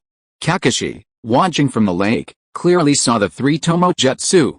When he saw Uchiha Yoru's hand seals, he knew he was in trouble. It was a B-rank fire release ninjutsu. Instinctively, Kakashi quickly began forming hand seals, preparing to use his advantage on the lake to unleash a counter water release technique. However, a surge of powerful B-rank ninjutsu, headless ninjutsu, suddenly swept in, directly blasting Kakashi's C-rank ninjutsu, water shark bullet. A hissing sound and a cloud of steam rose instantly, but the sheer power of the fire vaporized the water bullet, and the remaining force continued to engulf it. Too late, Kakashi's hands were too busy to release any more ninjutsu, but facing the offensive power of the fire release, his extensive combat experience allowed him to loosen his control over his leg chakra, instantly plunging him into the water. Rumble. The entire lake was ablaze with fire, reflecting a crimson glow on everyone's faces. Their eyes shone brightly, but also held a deep sense of shock. Thanks to for the 3,000 Kidian coins donation, thank you for your support. Chapter 61 Hands that can't be washed clean. Good. So fast, the exchange between Kakashi Hatake and Yoru Uchiha on the training ground, with its dazzling array of ninjutsu, drew gasps of amazement from the onlookers. Even Asuma Sarutobi, with whom they had a long-standing feud, showed a look of astonishment. The speed of hand seals represents the speed and control of chakra circulation within a ninja's body. It can be said that, aside from talent, this skill requires constant practice. There are no shortcuts. It's like how some people are born with all their meridians open, while others have to open each meridian one by one. The precise flow and control of chakra within a ninja's body almost directly represents the difficulty of ninjutsu training. Some ninjas, even those at the Jonin level, may never be able to master S-rank ninjutsu in their entire lives because they simply cannot meet the requirements. Everyone noticed the blood-red Sharingan in Uchiha Yoru's eyes, and the 2-tomo spinning continuously.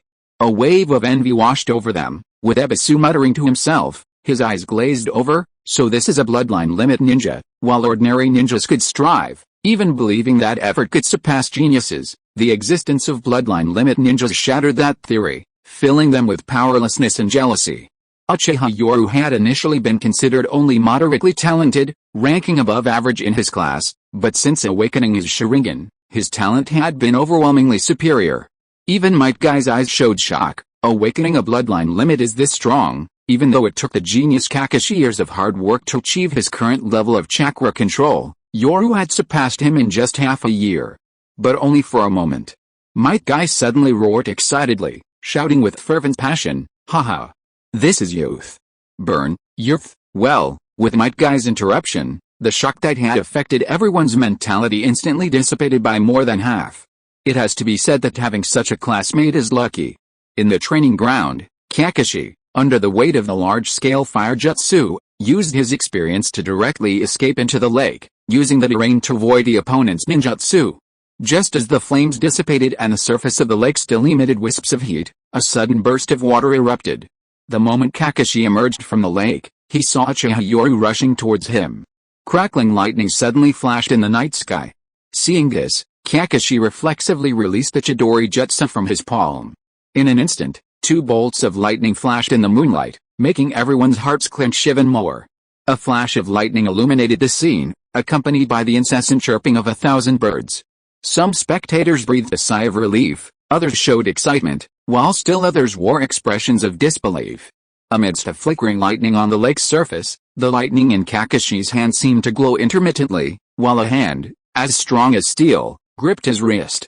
Is this the ninjutsu you developed? Kakashi's eyes were filled with complex emotions. Uchiha Yoru, his body crackling with dazzling arcs of lightning, had seized Kakashi's wrist before the chirping bird could fully form, and it was now flickering even more intensely. Based on the chirping bird, this ninjutsu is called Chidori Stream. With a slight nod, the arcs of electricity emanating from his body began to dissipate, and he slowly released Kakashi's wrist. The two stood facing each other on the lake's surface, Uchiha Yoru smiling. Kakashi, you were distracted at the crucial moment. I think I saw fear in your eyes. Uchiha Yoru's expression grew increasingly serious. He shook his head and sighed. Kakashi, the wounds of war need time to heal. You're no longer suitable for the Anbu. If you're willing, the Konoha Police Department welcomes you. Kakashi's final ninjutsu failed to activate, or rather, it was a lingering effect of the war. A look of fear suddenly appeared in his eyes as he released Chidori. Knowing the cause and effect, Uchiha Yoru shook his head inwardly. Was it because of Nahorin? He had killed his own teammate and still hadn't recovered. There was a similar scene in the original work, involving hands that couldn't be washed clean. At this moment, Kakashi felt a strange sense of frustration. In the ninjutsu exchange, his opponent could even counterattack. This was the first time he had encountered such overwhelming superiority in a ninjutsu battle, not in power, but in the controlled release speed. It felt as if he were fighting against his future self, more than a decade later. Ultimately, he lost because of his own Chidori ninjutsu. He failed to unleash it, while his opponent used Chidori Stream, a ninjutsu developed based on Chidori. Frustrating. Especially considering his opponent's attempt to recruit him at the end. Kakashi, though frustrated, calmly pulled down his headband to cover his Sharingan again after the match. Yo, Kakashi, you really aren't suited for the Anbu right now. After the battle, everyone gathered around, especially Might Guy, who looked at Kakashi with deep concern and spoke his mind. The others nodded in agreement. They had seen everything clearly. Although Uchiha Yoru had suppressed Kakashi in ninjutsu release, ninja battles are more than that. In the final strike, they all saw Kakashi suddenly lose focus and fail to unleash his ninjutsu. The battle seemed to have been won by Uchiha Yoru, but wasn't it also due to Kakashi's distraction? Besides, they were merely sparring. Kakashi, you're really not suited to working in the Anbu right now. Even Kirina Iyuhi, who usually doesn't meddle in other people's business, looked serious and spoke solemnly to Kakashi. They had all witnessed Kakashi's condition earlier. Fortunately, it was just a friendly sparring match. If it had happened on a battlefield or during a mission, it would have been dangerous. Kakashi, you need to rest. Asuma Sarutobi also stepped forward, his face grave. They didn't want to see their classmate collapse on a mission due to the trauma of war. The war was over. Kakashi had survived the most brutal 3 wars. If you were to collapse on a regular mission, especially due to mental trauma, it would be a real loss. They were classmates. There might be competition, and Kakashi might even be aloof and unsociable, but there were no power struggles or petty political conflicts. Therefore, their concern was purely that of classmates. Seeing the worry in everyone's eyes, Kakashi calmly and indifferently nodded slightly. Yes, I understand. Kakashi's perfunctory nod caused everyone to frown. From a personal perspective, they were classmates and certainly didn't want their classmate to fail because of this mission. From a broader perspective, Kakashi was a Jonin, and more importantly, Konoha's most outstanding genius. They didn't want a village to lose such a talent. Monday, please support and follow along. If you are listening to this novel on a channel other than Fanfic World, it means it was downloaded and re-uploaded without effort. We warmly invite you to visit our channel, Fanfic World. There you will find the original version of this story and many other novels of various genres. We look forward to seeing you dive into a world of incredible novels. Chapter 62: The Third Generation's Brainwashing. The Hokage's office. The Third Hokage, puffing on his pipe, looked at Kakashi, who had come to report, his eyes filled with complex emotions. Hatake Kakashi, truly Konoha's most outstanding genius ninja, possessed all the same innate attributes as Kakashi, especially his exceptional talent. The son of White Fang, the student of the Fourth Hokage, he was practically a protagonist from a novel.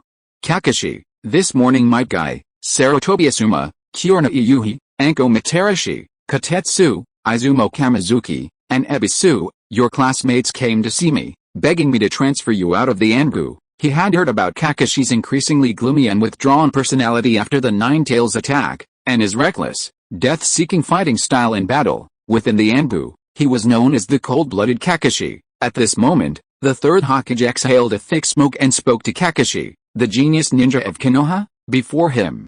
Kakashi remained completely unmoved, his indifference directed not only at everyone but also at his own life. Looking at Kakashi's indifferent gaze, the third Hokage frowned and shook his head. Kakashi, I never imagined the war would inflict such deep wounds on you. If they hadn't come looking for me, I wouldn't have believed it. The after effects of war were real, but even he found it hard to believe for a skilled ninja like Kakashi to be in such a state. He truly hadn't expected Kakashi to be in this condition. In the Anbu, Kakashi was a sharp blade, but this blade needed maintenance. The third Hokage was unwilling to let such a precious sword, not yet at its peak, break, so he decided to sheath it and allow it to rest for a while. Kakashi, you need to rest now. Kakashi's eyes held a detached indifference. He could only remain silent and bow his head in response to the third Hokage's words. He was now nothing more than a machine following orders, or rather, a pure tool ninja. Kakashi, I heard you sparred with Uchiha Yoru last night to a draw. In the oppressive atmosphere, the third Hokage, a seasoned politician, casually refilled his pipe with a smile, seemingly asking unintentionally. Kakashi lowered his head and said in a deep voice, I lost, calmly. As if he weren't talking about himself. At this moment, Kakashi didn't care about the title of genius at all. After all, this was the darkest time of his life, a time when even his own life seemed indifferent. The third Hokage smiled and shook his head, saying, could you tell me about last night's battle? It seemed like a question, but it was clear he already knew everything, yet he still wanted to know from Kakashi's perspective. Kakashi, wearing a mask, reported the previous night's events with a nonchalant air of an Anbu member returning from a mission. That's the gist of the battle. Uchiha Yoru's chakra quantity reached Jonin level, his control and manipulation far surpassed that of ordinary Jonin, his taijutsu was Jonin level, and he was proficient in fire release and lightning release. Based on current intelligence analysis, Uchiha Yoru's overall strength is at the Jonin level. The third Hokage listened to Kakashi's report with narrowed eyes, gaining a clear understanding. Uchiha Yoru, Orochimaru's student and grand student, had indeed reached the Jonin level with the Sharingan's enhancement. Yoru, the Nine-Tails' student, awakened his Sharingan at 14, and within 6 months, it had evolved to the Two-Tomo stage. A 15-year-old Jonin was indeed a genius, but his success was largely due to his bloodline limit. The Sharingan possesses observation, copying, hypnosis, and superhuman insight. It is also a natural Jinjutsu. It can be said that once the Sharingan is awakened, Jinjutsu abilities leap forward dramatically. The third Hokage has analyzed Uchiha Yoru's current strength. If it were a life-or-death battle, and Kakashi didn't experience the same situation as last night, Uchiha Yoru's strength might not be enough to win. Kakashi, how many years have you been a member of the Anbu? Suddenly, the third Hokage sighed softly, as if a kind old man were looking at a junior. Kakashi, listening respectfully, replied in a deep voice, it's been almost 2 years since I joined when the fourth Hokage was there, wearing a mask and with his head bowed. Kakashi's expression remained unchanged as he answered respectfully.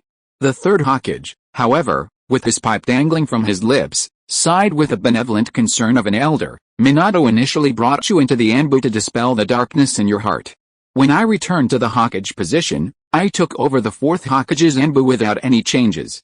However, almost 2 years have passed, and not only has the darkness in your heart not been dispelled, but your post-war syndrome has become increasingly severe. If Asuma hadn't mentioned it to me, I would never have known you were in such a state. First, he launched into a kind-hearted remark about how he had once recruited Kakashi, then adopted a caring demeanor like an elder. This was the third Hokage's old trick, but it was precisely this tactic that allowed him to win over countless ninjas. Kakashi, you'll only make things worse. The Anbu's missions are too heavy, they might even drag you down into darkness. The third Hokage, with a concerned elder's gaze, shook his head and sighed. Kakashi, take off your mask. You need easy missions to heal your inner wounds. Kakashi, now as indifferent as a machine, slowly removed his Anbu mask. For him, missions were simply execution. When the mask was removed, revealing Kakashi's youthful face, a flicker of regret crossed the third Hokage's eyes. Such a young genius, what a pity. Kakashi, publicly I will relieve you of your Anbu position, but secretly you will be directly under my command.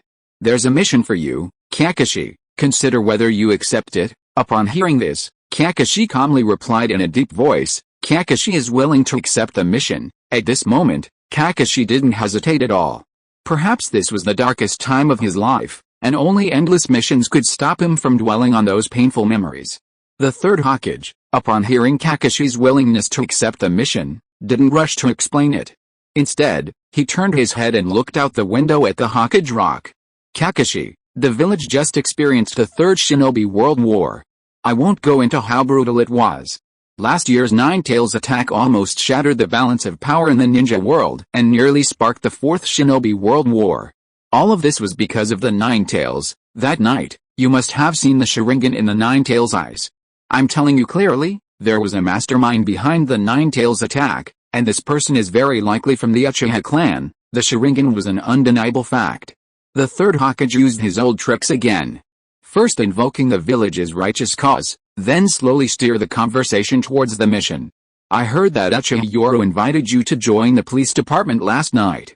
After I relieve you of your Anbu duties, Might Guy will go to the police department to request Uchiha Yoru's assistance. At that time, you can then legitimately enter the police department.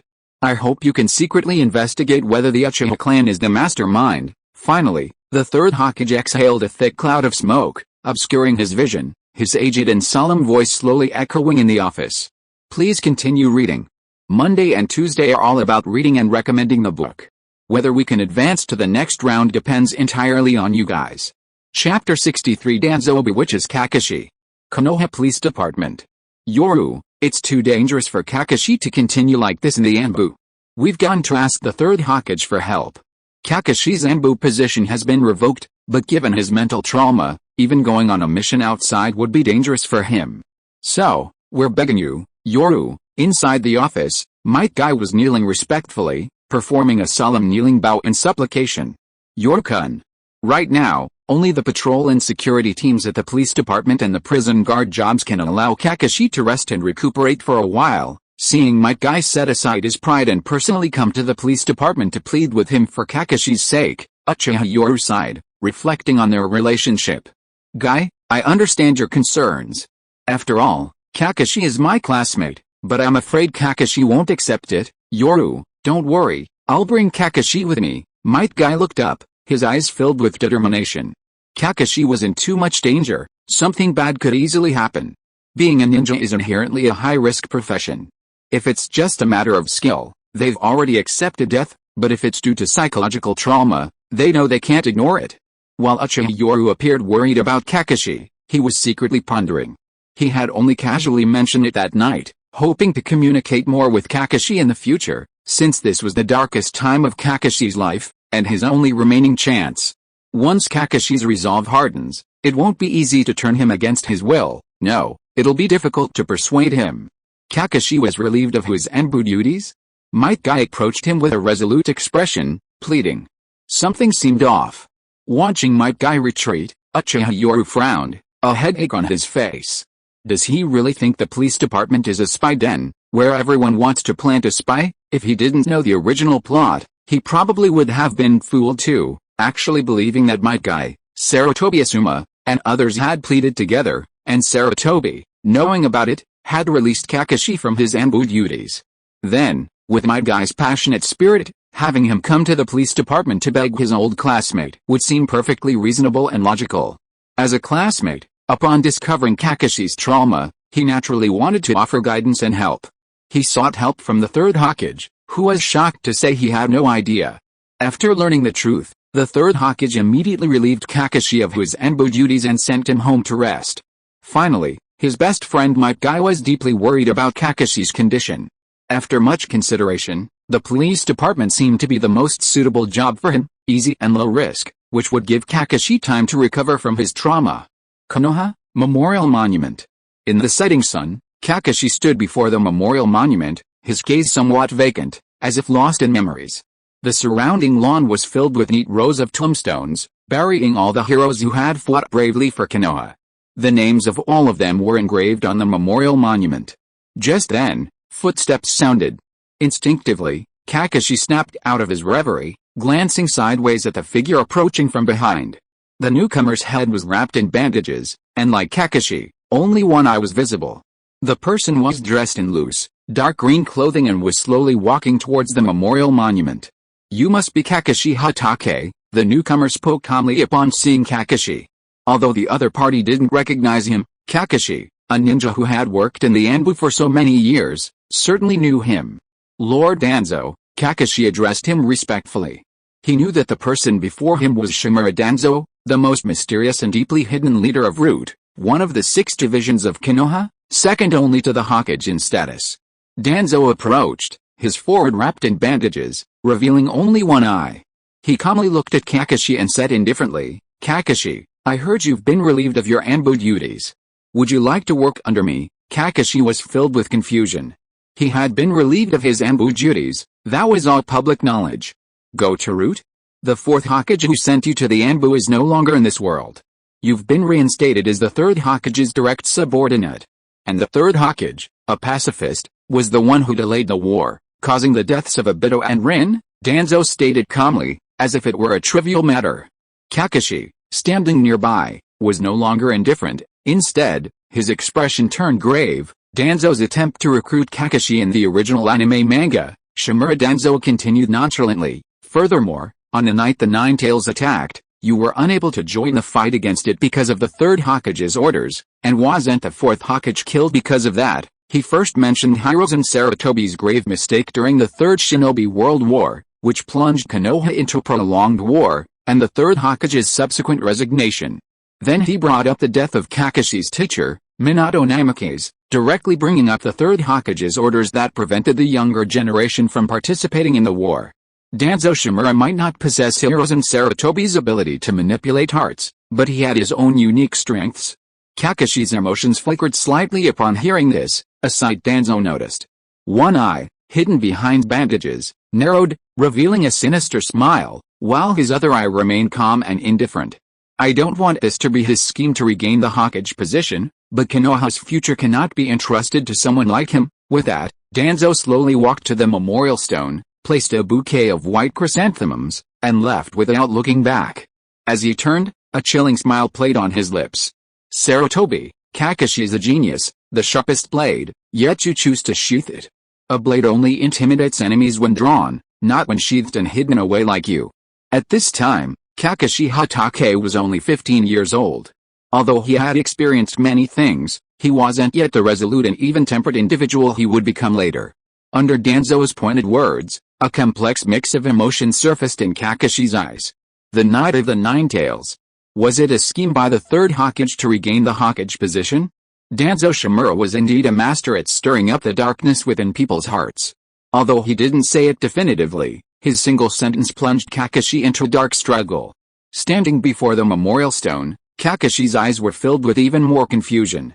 It was an undeniable fact that the 3rd Hokage had ordered them not to participate in the battle during the Night of the Nine Tails, but by then the 3rd Hokage had already stepped down from the limelight. Shouldn't the 4th Hokage be in power? Why would the 3rd Hokage issue such an order? And that night, why did the 4th Hokage's teacher and his wife die?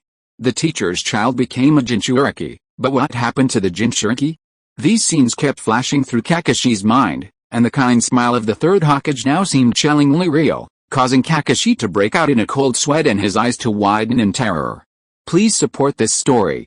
Please read on Mondays and Tuesdays to encourage recommendations. Chapter 64 Double Agent Kakashi. Root. On the bridge of the Root base, shrouded in shadow, Danzo Shimura, seeing Kakashi's arrival, surprisingly smiled. But when Kakashi knelt and respectfully reported his mission details, Danzo was first astonished, then a smug look appeared on his face. "So that's how it is. The 3rd Hokage ostensibly relieved you of your Anbu duties, but actually wanted you to join the 7th Division of the police department to investigate. His advantage was your Sharingan, and the special nature of the 7th Division." Danzo smiled, inwardly mocking the 3rd Hokage for being too clever for his own good. He had finally won against this old monkey. "Kakashi, the Uchiha are born evil. The Nine Tails being controlled by the Sharingan is an undeniable fact. I hope you can infiltrate the police department for the sake of Konoha." It must be said that Danzo Shimura's mind worked quickly, instantly figuring out how to maximize his own benefit. If Kakashi continued to conceal his relationship with him and infiltrate the police department, it would only benefit him. First, he would gain another pair of eyes within the Uchiha clan, and with his Sharingan, Kakashi would be able to gather more information about the Uchiha than others. Second, while Kakashi would outwardly remain under the Third Hokage's command, he would have already sided with him. It could be said that he would gain a double agent with minimal effort. The Uchiha Police Department would have one more spy, and the Third Hokage's subordinates would have one more spy. This time, it seemed he had already placed himself in the position of the chess player, and Shimura Danzo immediately revealed a satisfied smile. As Kakashi lowered his head, his three-tomo Sharingan was revealed, his eyes now filled with unwavering determination. He was determined to uncover the truth of what happened back then, and find out whether the Third Hokage truly intended to regain power. Yes, sir. Lord Danzo, Kakashi is currently secretly a member of the Third Anbu, but in reality, he's a member of Root. On the surface, he's also planning to join the police department. This kind of multi-agency espionage is extremely dangerous, but at this moment, he remains indifferent. His own life or death may no longer be so important to him. Hokage's office. The Third Hokage, pipe in hand, exhaled acrid smoke as he listened to his subordinate's report. He calmly asked, "You mean Kakashi went to Root last night?" At that moment, an Anbu knelt on one knee in the office, respectfully reporting in a deep voice, "Yes, Hokage-sama. This evening, Kakashi encountered Lord Danzo at the memorial stone. That night, Kakashi sneaked into Root. Because it was Root, I didn't dare to make a move." Hearing the Anbu's report, a glint of light appeared in the Third Hokage's eyes. He said in a deep voice, "Alright, let's pretend this never happened. Just observe what Kakashi has been doing lately. Your perception is excellent, but don't be reckless, especially when Kakashi comes to the Anbu again. Keep a close eye on what information he's looking for." "Yes," the Anbu replied respectfully. The Third Hokage, however, wore a confident smile, as if you were in complete control. "Danzo, do you really think you're the one holding the game?" "I am." "You're still too green." This Anbu member possessed exceptional sensory abilities, which was precisely why he was confident in keeping an eye on Kakashi. Danzo, your confidence boils down to just a few things." The Third Hokage smiled easily. Danzo was troublesome, but as long as he was under his watchful eye, nothing was unsolvable. Danzo's attempt to win over Kakashi was simply to attack him with those few things. He only needed to secretly investigate what information Kakashi was gathering, and then he would have a countermeasure.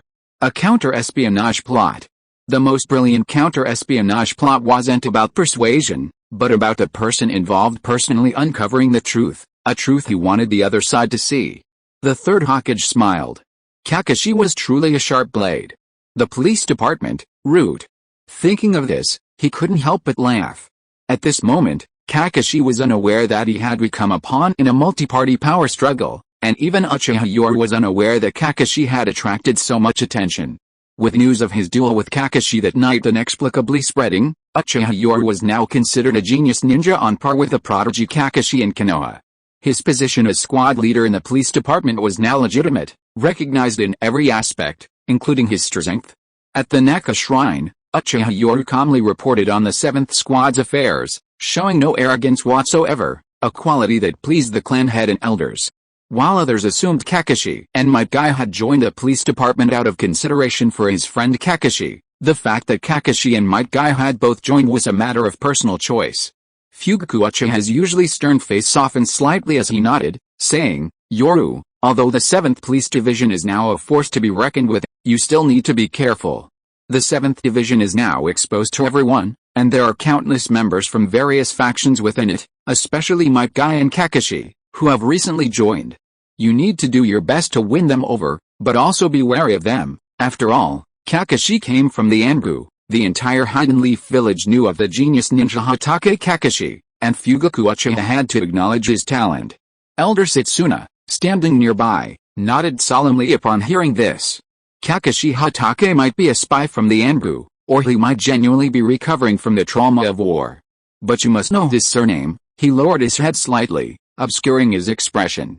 The Hatake surname hasn't faded yet, the White Fang's influence remains. If you can control Kakashi, then the White Fang's legacy will shift to Orochimaru. Furthermore, the Uchiha clan and Hatake had a connection back then. Otherwise, how could this Sharingan have fallen into Kakashi's hands so easily and unharmed? As Elder Setsuna spoke, Uchiha Yoru's expression turned grave. He hadn't expected this connection. The Uchiha and Hokage clans were related?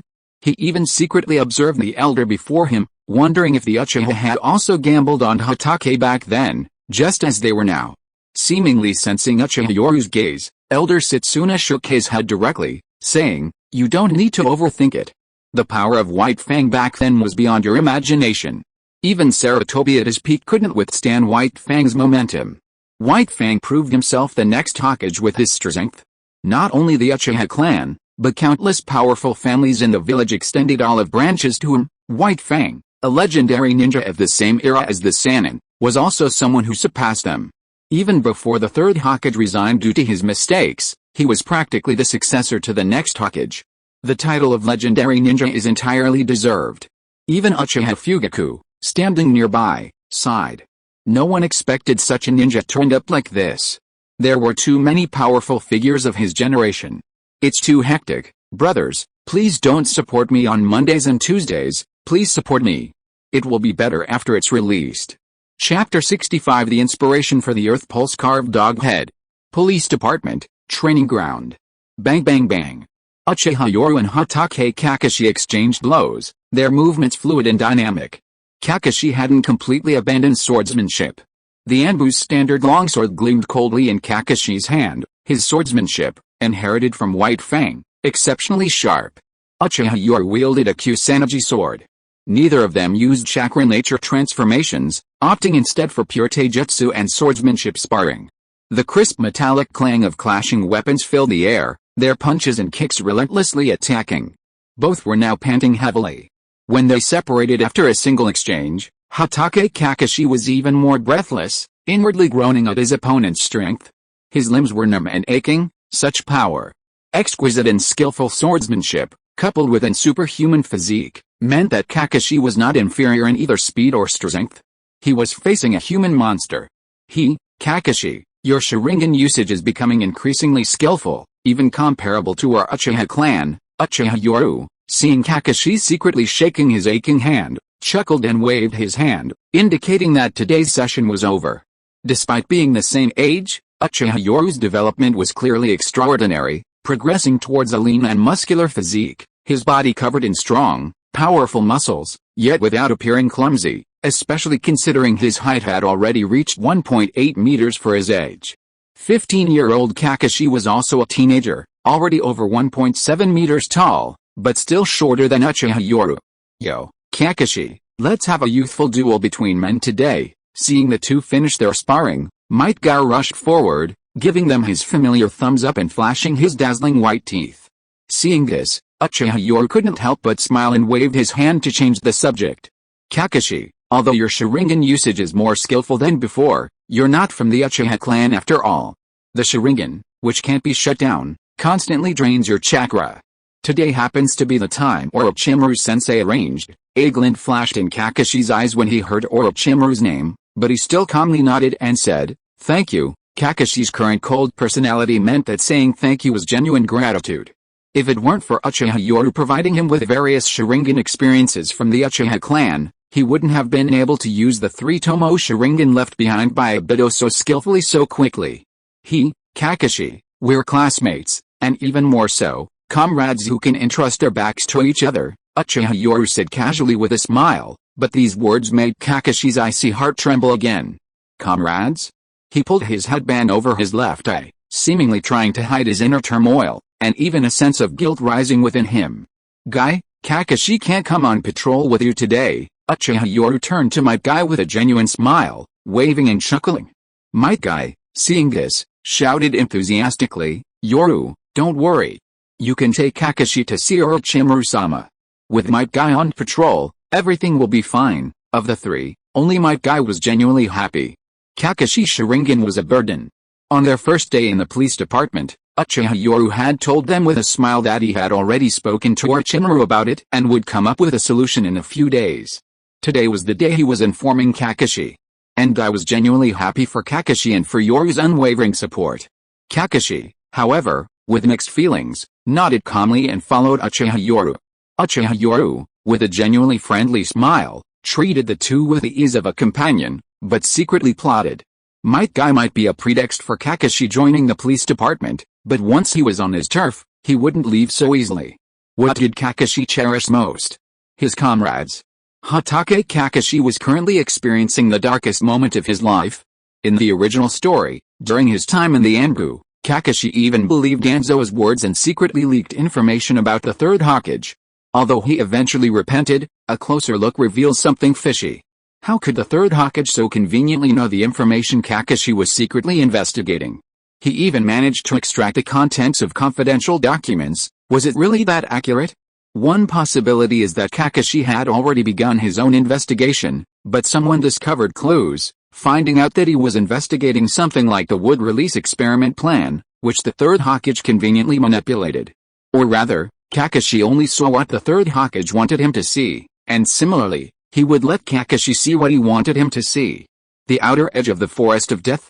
Kakashi Hatake, with one eye showing in an air of indifference, followed them here. When they reached the entrance to a huge snakehead cave, he glanced at the unusual opening with a hint of curiosity. Yoru, what's this cave about? Hearing Kakashi's question, Yoru Uchiha casually waved his hand and chuckled, this is Orochimaru sensei's experimental base. You're not an outsider. Turning his head casually, he suddenly noticed Kakashi's gaze seemingly fixed on the cave's unique design. Yoru shook his head. Orochimaru sensei, like you, is proficient in all ninjutsu. He's particularly skilled in earth-style ninjutsu. This is just a small trick for controlling chakra. Although Yoru spoke casually, seeing the thoughtful look in Kakashi's indifferent eyes, he paused for a moment. Even Uchiha Yoru gave Kakashi a strange look. Could it be that Kakashi's earth release, sculpted dog head technique was inspired by Orochimaru? After all, in the original story, Kakashi, during his time in the Anbu, was a ninja investigating Orochimaru's experimental base, so he naturally encountered various strange underground bases. Chakra control, Kakashi muttered to himself thoughtfully, even showing a look of sudden realization.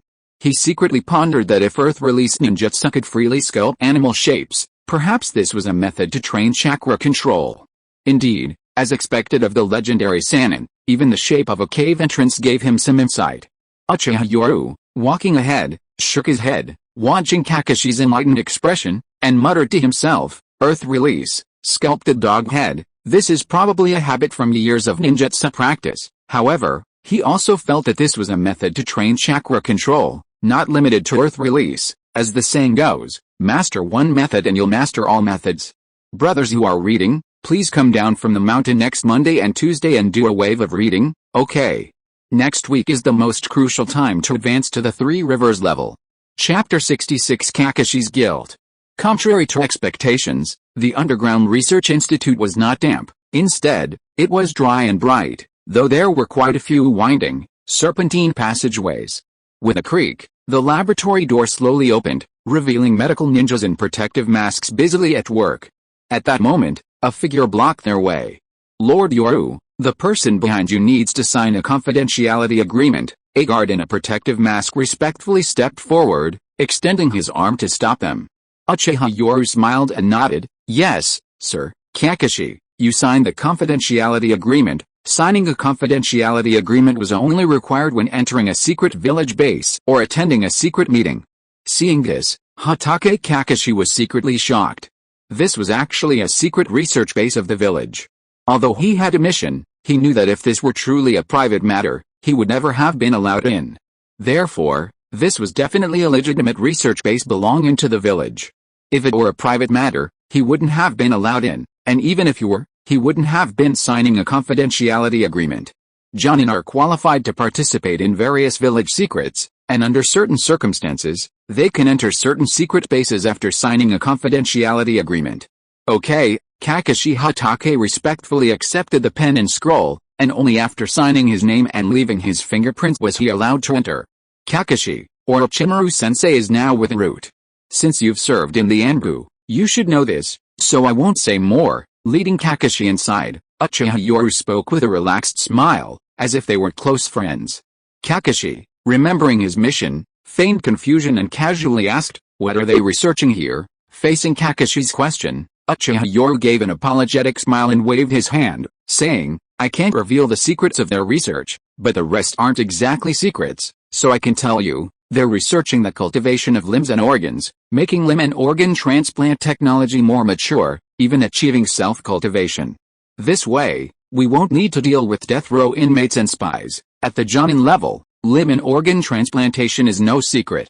After all, it would be a great pity for a Jonin to lose a hand or an organ in battle, a direct non-combat loss. On the contrary, finding an organ or limb with the same chakra that doesn't cause rejection is quite normal. Most spies, traitors, and death row inmates end up like this. Even during wartime, captured ninjas from enemy countries are targets. After all, cutting off the enemy's flesh to nourish one's own side is something anyone would do. However, these are all unspoken rules tacitly accepted by the 5 great ninja nations and are never openly discussed. As for other smaller countries, very few possess this kind of technology. Kakashi Hatake stared at the dazzling base, filled with petri dishes containing arms, legs, and even hearts and other organs, as if some cruel cultivation experiment was underway. Yoru, what are you doing? Kakashi Hatake was somewhat silent at this moment, seemingly feeling that the other party was trying to drag him into it. After all, although he was a pure ninja, he wasn't stupid. How could he not see that the recent actions of the 7th Police Division represented Orochimaru sending a signal to the village, a signal of Orochimaru's political intentions? Kakashi's state was naturally noticed by Uchiha Yoru, who immediately gave an apologetic smile. After glancing around and finding no one paying attention, he slowed his pace, and as the two walked side by side, he whispered in Kakashi's ear, "Kakashi, there's no way around it. If you don't find a way to suppress this Sharingan, it will constantly drain your chakra. Under these circumstances, before you've adapted to the Sharingan, you're practically useless. Even if you do adapt, it will affect your future training." Kakashi's Sharingan constantly and automatically consumes chakra, making it almost impossible for him to concentrate on training. It could be said that Kakashi's current training path is almost entirely focused on control. A genius, hampered by the Sharingan, can be dragged into the abyss. Especially at this age, the peak development period for every ninja, Kakashi's progress is almost completely halted because of the Sharingan. Seeing Uchiha Yoru's apologetic smile, Kakashi felt a warmth rise in his long-dormant heart, and he lowered his head, saying in a deep voice, "Yoru, thank you." Kakashi, don't worry, I won't make things difficult for you. Once your eye problem is solved, you won't have to worry about anything. Uchiha Yoru smiled and nodded, as if to say that although their time at school was short, they still had feelings for each other.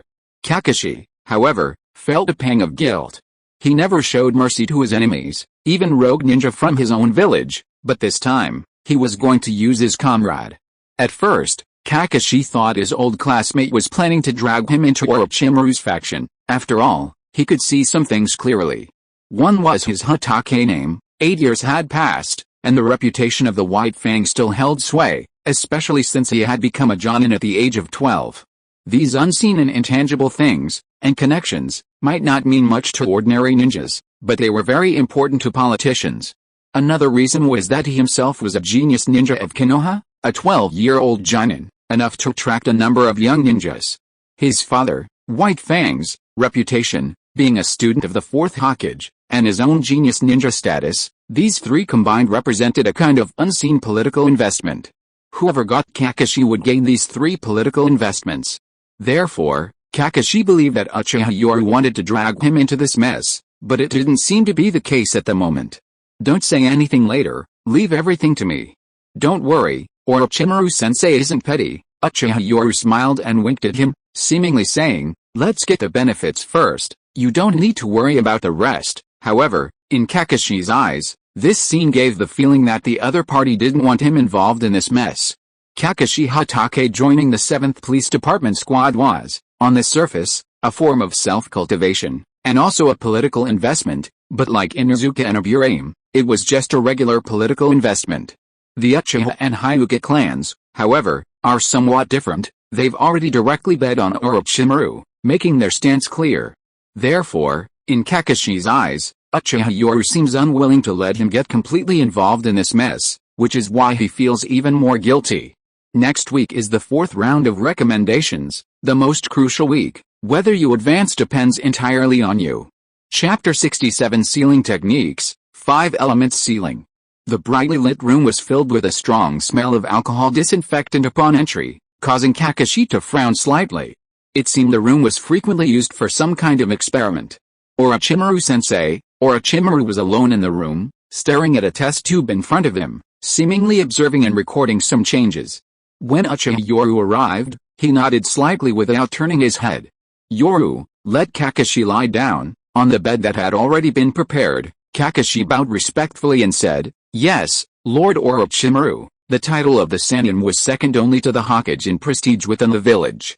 Even the heads of the 6 divisions treated the Sannin with utmost respect, as they had proven their strength to be comparable to cage level. Kakashi lay on the chair, his right eye seemingly empty and indifferent as he stared at the white light emanating from the ceiling, yet secretly surveying his surroundings. A full quarter of an hour later, Orochimaru finally put down the data he was recording, turned to look at Kakashi, who had been waiting for a long time, and couldn't help but reveal his unique, horse smile. How, the 3-tomo Sharingan is truly an object worth studying. Orochimaru's wicked tone and smile seemed easy to misinterpret, and Kakashi couldn't help but frown. He might be indifferent to his own life now, but for this eye, it was something more important than life itself. Orochimaru-sensei, your laughter can easily cause misunderstandings. At this moment, Uchiha Yoru shrugged and said with a smile. The two of them came to Kakashi's side, and at Yoru's prompting, Kakashi slowly removed his headband, revealing the 3-tomo Sharingan that could never be closed. Orochimaru's wicked and greedy eyes seemed to be admiring some rare treasure, but only those who knew him well understood that Orochimaru had simply seen a novel object for research. At this time, Orochimaru was proud. Although his bloodline limit was strong, it had not completely captivated him. After all, the 3-tomo Sharingan was an existence that could not be compared to the main decay Sharingan. Uchiha Yoru's hands glowed with green chakra, emanating from his medical ninjutsu, as he placed them over Kakashi's eyeballs. He then solemnly stated, although the transplant surgery was crude at the time, it was repaired afterward and is now connected to all the nerves. This Sharingan is now one with Kakashi. Yoru truthfully reported Kakashi's condition, and Orochimaru nodded slightly. A body without a bloodline limit, yet possessing an awakened Sharingan, this is a conflict between constitution and bloodline limit. Therefore, the body cannot control the opening and closing of the Sharingan like the Uchiha clan. The experienced Orochimaru directly stated Kakashi's current situation, then shook his head, saying, "This situation is not unprecedented. The village has already researched bloodline transplant experiments." After a brief examination of Kakashi's Sharingan, Orochimaru lost interest, waving his hand casually. "Yoru, your suggestion is excellent. We can use a sealing technique to seal this Sharingan, and simply release the seal when needed." With a knowing glance, Uchiha Yoru smiled and nodded, removing Kakashi's headband. Orochimaru, meanwhile, formed hand seals, and instantly, solid purple chakra flames appeared on his 5 fingers. Sealing technique, 5 elements sealing. The chakra concentrated on his 5 fingers, instantly imprinting itself around Kakashi's left eye. In an instant, eerie black sealing patterns appeared. At the same time, Kakashi, enduring physical discomfort, felt his powerful vision in his left eye gradually blur and then fade. The 3-tomo seemed to lose their vitality, and Kakashi's left eye slowly and wearily closed, a small black 5 elements sealing pattern appearing on his eyelid. Many people know the 5 elements sealing technique, but those who can precisely control the sealing technique to a specific part of a person's body are extremely rare. This demonstrates just how terrifying Orochimaru's control over chakra is. This is a sealing talisman, the key to the 5 elements seal. Normally, this seal will seal off most of the chakra flow in the left eye, only preserving the chakra needed for the eyeball's activity, similar to hibernation. When needed, it can be released simply by following the hand seals. A plain yellow sealing talisman appeared in his hand, and Uchiha Yoru immediately smiled. It worked as expected. After all, in the original story, even AO of the Mist Ninja could suppress his Byakugan with the sealing talismans on his ears. Similarly, a 3-tomo Sharingan should not be a problem, especially since it was Orochimaru who made the move. Kakashi, meanwhile, was covering his left eye, as if it were about to open, but he was powerless and unable to control it. As the burning sensation subsided, the chakra that had been constantly consuming from his left eye seemed to be instantly shut off, or rather, only a sliver remained. Sensing the changes within his body, Kakashi Hatake got out of bed and respectfully nodded to Orochimaru, saying, "Thank you, Lord Orochimaru." Looking at Kakashi, Orochimaru licked his lips with interest and smirked. "Genius ninja Kakashi, you're quite good. You possess all 5 elemental attributes. If you'd like, you can come work for me. Recruitment. Orochimaru admired geniuses most, especially those like Kakashi who became a Jonin at the age of 12. He was confident that under his tutelage, Kakashi would become an outstanding Konoha ninja. However, Kakashi remained silent and bowed his head in the face of Orochimaru's offer. After all, he was a student of the Fourth Hokage. Now, joining Orochimaru would carry a different meaning. Yoru, although you can only follow the established methods in your research, I must say that your thinking is the most outstanding I've ever seen. Orochimaru wasn't angry with Kakashi. Instead, he turned to look at Uchiha Yoru with a satisfied smile. His research might need assistance, but sometimes, ingenious ideas were the most crucial. Without these ingenious ideas, how could he open another unknown door to his thinking? Using sealing techniques to suppress bloodline limit techniques is feasible, but extremely difficult. One is the preciousness of the bloodline limit, another is that there must be no rejection, and the last point is that the user must have sufficient and precise chakra control. Beneath Orochimaru's satisfied smile, he didn't know that his students also knew these things through foresight. For example, Ao from Kirigakure could use the Byakugan using this method. Similarly, why couldn't Kakashi? After his eyes were properly treated and would no longer be a hindrance, Kakashi looked at his classmate with gratitude. Perhaps he himself didn't realize that their relationship had become even closer.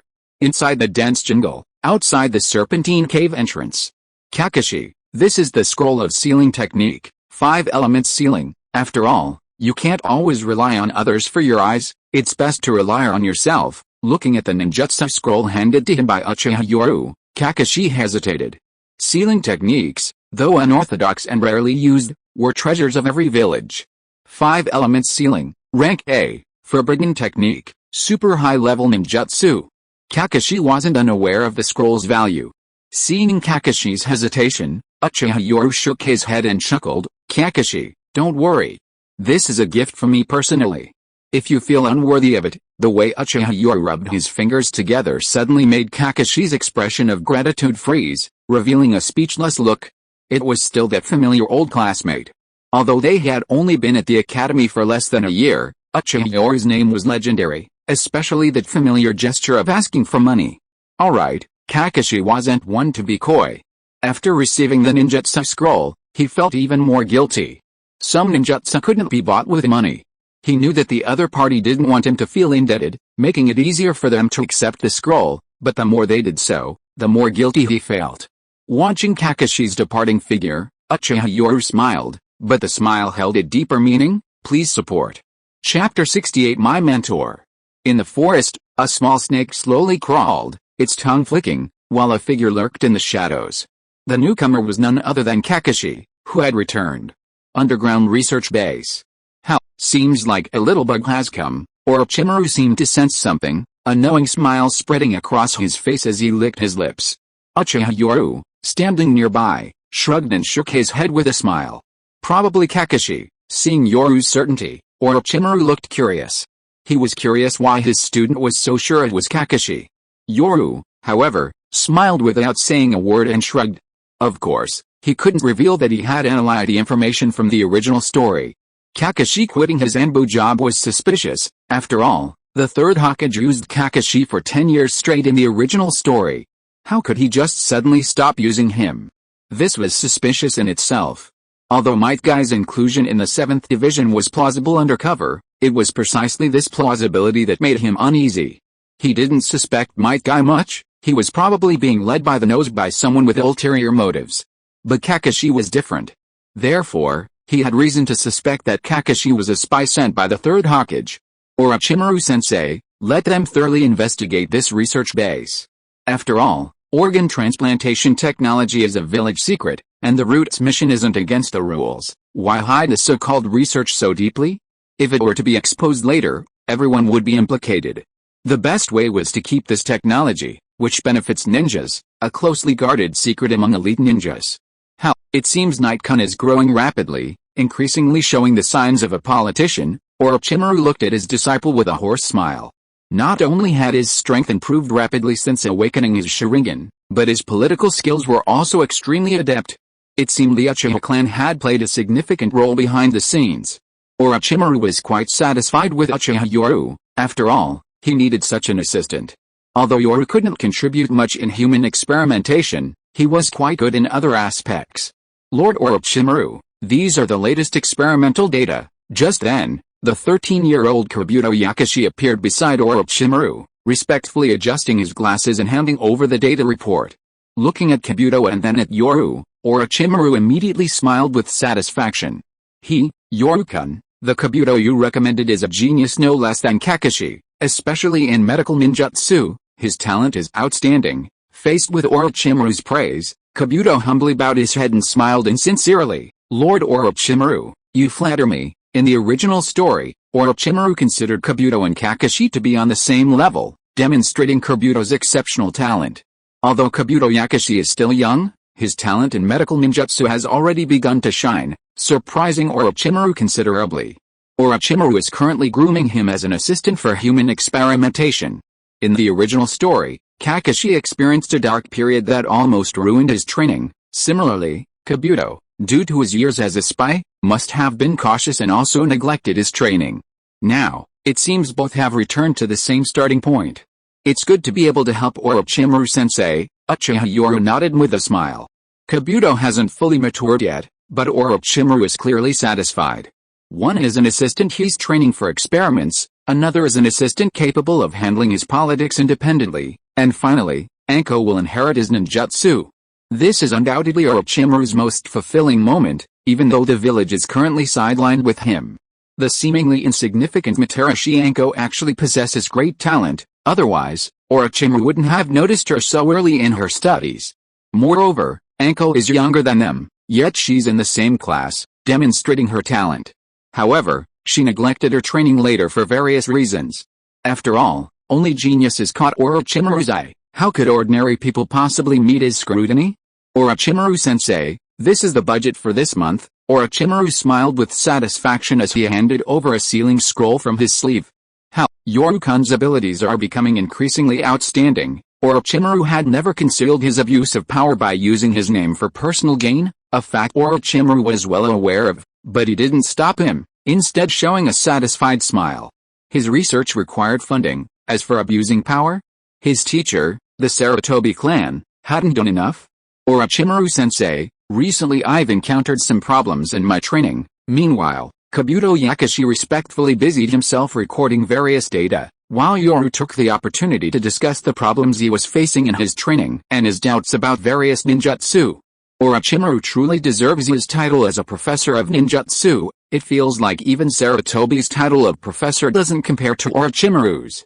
In his eyes, he understands all training-related issues, especially in the development of ninjutsu. In the entire ninja world, apart from the second Hokage, it seems no one can compare to Orochimaru.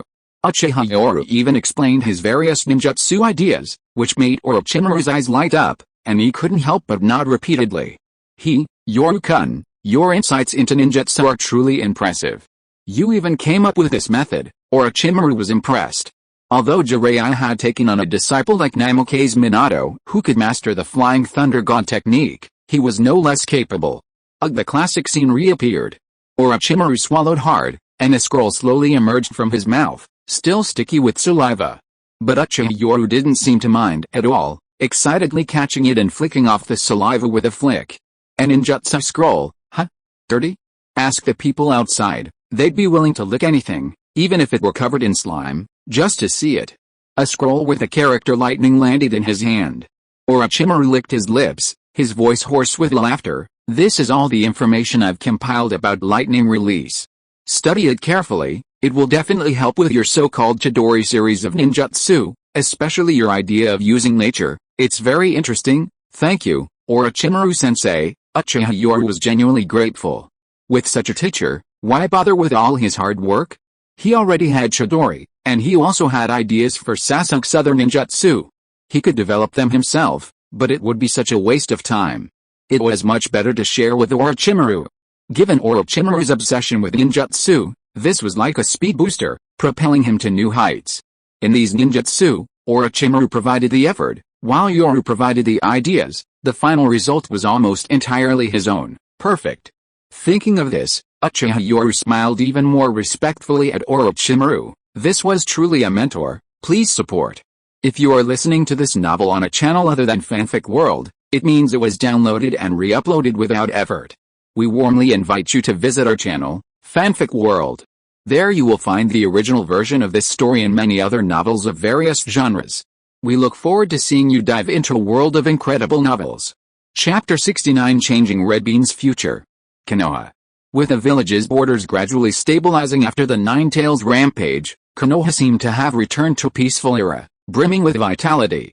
At a training ground adjacent to the forest, under the jurisdiction of the police department, the sounds of clashing flesh and weapons echoed continuously.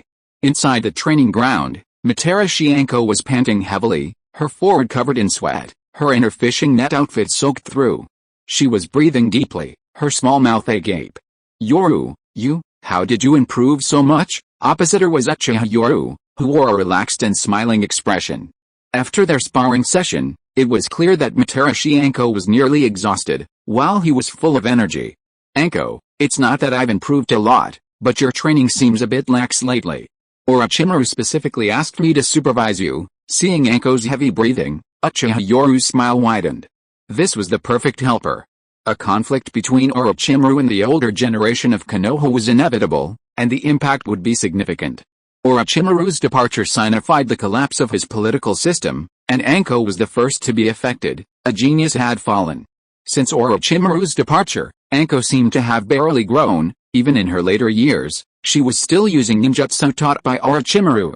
It was clear how she had managed all these years. He was preparing for the future. Orochimaru's defeat was inevitable, but he didn't want a crushing defeat like in the original story that led to a complete collapse of power. He wanted to inherit his teacher's legacy in his current capacity before the collapse, otherwise, his own status would also be affected. TCH, Orochimaru-sensei, and you are always talking nonsense. I wonder what you're researching. Clearly, Orochimaru's recent unpredictable appearances were making Anko unhappy, her pout radiating dissatisfaction. Seeing this, Uchiha Yoru smiled. Anko was still quite naive, perhaps that was something he liked about her. Anko, Orochimaru-sensei said that you'll be training with me every day starting today. Of course, you can slack off too. A sly glint appeared in Uchiha Yoru's eyes as he teased. By the way, it seems my apprentice Itachi, although only 6 years old, has made remarkable progress.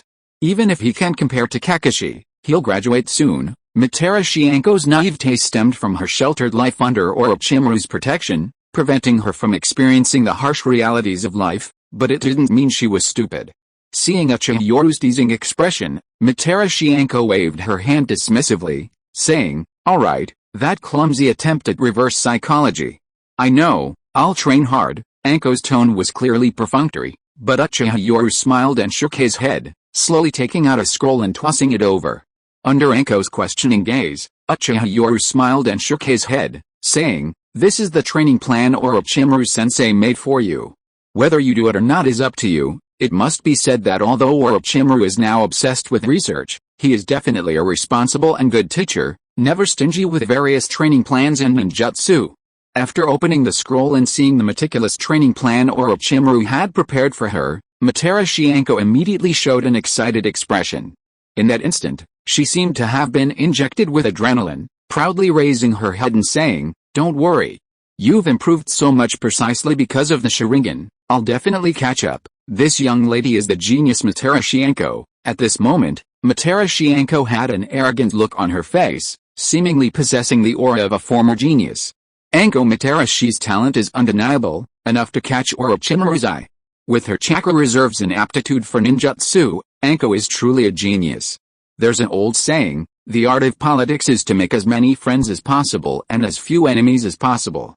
No one is foolish enough to offend everyone and put themselves in a surrounded position. The Uchiha clan in the original story had no friends, and he didn't want them to repeat that mistake. Right now, he was using Orochimaru's influence to help the Uchiha make friends, at least avoiding creating enemies like in the original story. Then, Anko-sama, you must train hard. Orochimaru-sensei said these 3 years are your physical development period. If you seize this opportunity, you might even reach Jonin level. Anko is still young and at an age where she idolizes others. Orochimaru is her idol, and the power of an idol is boundless. Uchiha Yoru's use of Orochimaru's words certainly ignited Anko's fighting spirit. For ordinary ninjas, The 3 years between the ages of 13 and 16 are their golden period. Both their physical development and chakra reserves are at their peak, so ninjas with the opportunity will hone their skills during this time. If they miss this golden development period, their strength will plateau. This explains why, in the original story, ninjas like Kakashi, Kurenai, and Anko, who were clearly geniuses, ultimately became mediocre. Kakashi's Sharingan hindered his later development, while Kurenai and Anko suffered the pain of losing their father and Orochimaru's defection, respectively, naturally missing this golden development period. After all, it's clear from the original story that the Konoha 12 graduated at age 12, went through the Chunin exams, and by Shippuden 3 years later, almost all of them had reached Jonin level. While the Konoha 12, excluding the protagonist, had considerable talent, Kurenai and Anko were not far behind, but their growth rate was clearly not as fast as the other Konoha 12. There were various reasons. One was that he missed his golden developmental period, followed by the border turmoil caused by Orochimaru's defection, leaving him no time to focus on training. The war in the Land of Water only ended after Shisui returned to Konoha and before the Uchiha clan was massacred. Anko, Orochimaru-sensei's training plan is very clear. You should focus on chakra training, primarily using snake-style ninjutsu, with fire-style ninjutsu as a secondary focus. Anko was a valuable asset to his side, and he couldn't just watch her go to waste. Uchiha Yoru chuckled as he spoke, but Anko proudly raised her head and said, Uchiha's great genius, just you wait. I will prove to Orochimaru-sensei that I, Anko, am the true genius. Looking at Anko's proud and forthright personality, Uchiha Yoru smiled. Time was running out, he needed sufficient political influence when the time came, otherwise he would only become a pawn abandoned in a corner, unable to change anything. Just then, a glint flashed in Uchiha Yoru's eyes as he looked into the forest behind him, a slow smile playing on his lips. Thanks to book friend 20210813030347460 feed for the 1000 points reward. And sweet potato stir fry for the 280 points reward. Thank you to all the brothers for your support. Chapter 70 The Third Generation's Methods.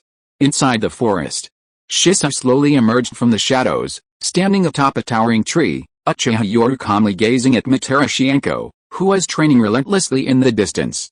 Brother Yoru, these are the preliminary investigation results. Shisui was clearly in low spirits, even appearing to be forcing a smile. Taking the intelligence scroll from Shisui, Uchiha Yoru skimmed through it, nearly bursting out laughing as he stared wide-eyed at Shisui's report. Shisui. This is, Uchiha Yoru was almost incredulous, the village's behavior was far too outrageous. Shisui, clearly disheartened, forced a weak smile and said, Brother Yoru, preliminary investigations show that the 7th Police Division has 23 spies planted from various clans, including the Anbu, Root, and Intelligence Department. Spy? Shisui was being euphemistic, these were clearly spies sent to monitor them. What was this all about? Did they not trust the Uchiha? Or did they not trust Orochimaru? Seeing Shisui's forced smile, Uchiha Yoru sensed an opportunity. He immediately feigned a resolute expression, staring intently into Shisui's eyes. Shisui, this is just the village wanting to know what we're doing. Don't take it too seriously. You must trust the Hokage. At this moment, Uchiha Yoru seemed like someone suppressing his grief, comforting Shisui while keeping everything bottled up inside. Shisui felt a pang of sadness. Yoruni, you've done so much for the clan, for the village, and yet the village doesn't believe us, doesn't believe Lord Orochimaru. Shisui felt a deep sorrow for his brother Yoru and Lord Orochimaru. Being doubted by the village was the most heartbreaking thing. However, Uchiha Yoru remained solemn. Shisui, this matter ends here. There's no need to investigate further. Just remember, Orochimaru-sensei will change everything that's decayed. Upon hearing those two words, Shisui's heart skipped a beat, but he had to admit that the village was indeed somewhat corrupt, treating Lord Orochimaru in such a way. Brother Yoru, don't worry, we will definitely hold out until Lord Orochimaru dons the Hokage hat. At this moment, Uchiha Shisui had placed all his hopes on Orochimaru, hoping that the new Hokage would wash away the corruption of the old era. Uchiha Yoru, standing beside him, also smiled. In Shisui's eyes, this was a smile of hope for the village's future, but he was unaware of the calculations in his brother Yoru's heart. It seemed that Shisui had now placed all his hopes on Orochimaru. His plan was already halfway to success. Lightning crackled in his palm as the intelligence scroll Shisui had painstakingly gathered turned to ashes in his eyes. Having done all this, Uchiha Yoru stepped forward and patted him on the shoulder, comforting him. "Shisui, just focus on your duties in the police department. Orochimaru-sensei is here for the rest.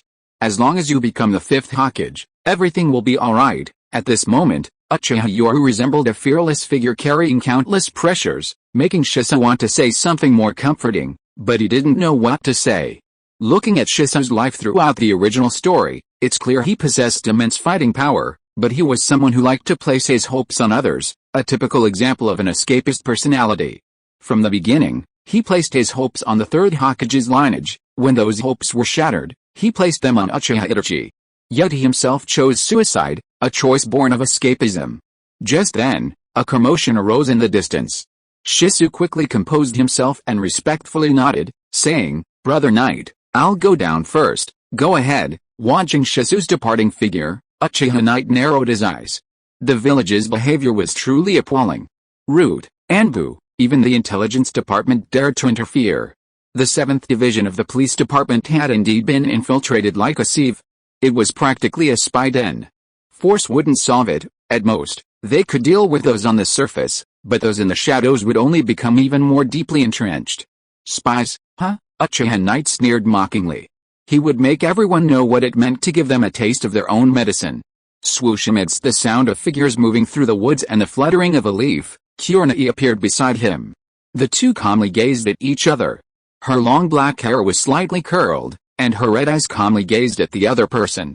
At this moment, Kurenai lacked the gentleness she displayed at the class reunion. Instead, she possessed an intellectual beauty, especially her eyes, like red agate, which exuded a sense of composure. "Kurenai, long time no see," Uchiha Yoru smiled, raising his hand in greeting, while Kurenai calmly nodded slightly. "Yoru, you should know you're being watched." Faced with Kurenai's warning, Uchiha Yoru smiled and shook his head, asking, "Is it the Third Hokage? Or the Anbu?" Faced with this question, Kurenai revealed a side rarely seen to her, her expression aloof, her red eyes calm as she stared at Uchiha Yoru. He slowly turned his head, and the two stood calmly side by side, gazing at the training ground in the distance. "Yoru, back in the Ninja Academy, your eyes betrayed greed. I used to think you were just after money, but now I realize I underestimated you. The Uchiha clan pushed you to the forefront, but you were also thrust into the center of attention." As Kurenai calmly recounted this, Yoru Uchiha smiled. How many ninjas are truly fools, especially women who are naturally more mature than men. Don't worry, Kurenai, your worries won't come true.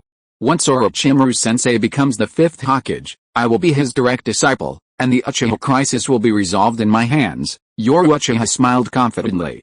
Kurenai, standing beside him, sighed softly. Although she didn't understand politics, she knew one thing clearly: political maneuvering was never simple. "I hope it goes as you wish." At this moment, Kurenai secretly prayed, hoping everything would go smoothly. Turning to look at Kurenai's delicate face, he smiled, but a hint of guilt flashed in his eyes. "I'm sorry, I didn't mean to deceive you, I just didn't want you to worry so much." "But Kurenai, since you've come with some kind of mission," Uchiha Yoru said, extending his hand in his signature gesture, causing Kurenai, who had expected a hand-holding gesture, to freeze. Kurenai glared at her boyfriend, annoyed. "Are you kidding? Even the Hokage is secretly investigating the Nine Tails. HMPH, don't just talk about the Hokage, our Uchiha clan is also investigating relentlessly," Uchiha Yoru said, feigning determination. He knew who the culprit was in the Nine Tails rampage, but he couldn't truly erase the truth. It seemed to be because of Orochimaru. After all, no one could foresee the future. Considering the village's current situation, and Orochimaru being the only suitable candidate, Kurenai gradually relaxed, letting out a melancholy sigh. "Yoru, I hope the village can enjoy lasting peace. That day will come." Beneath the smile, Uchiha Yoru inwardly sneered. What a Third Hokage!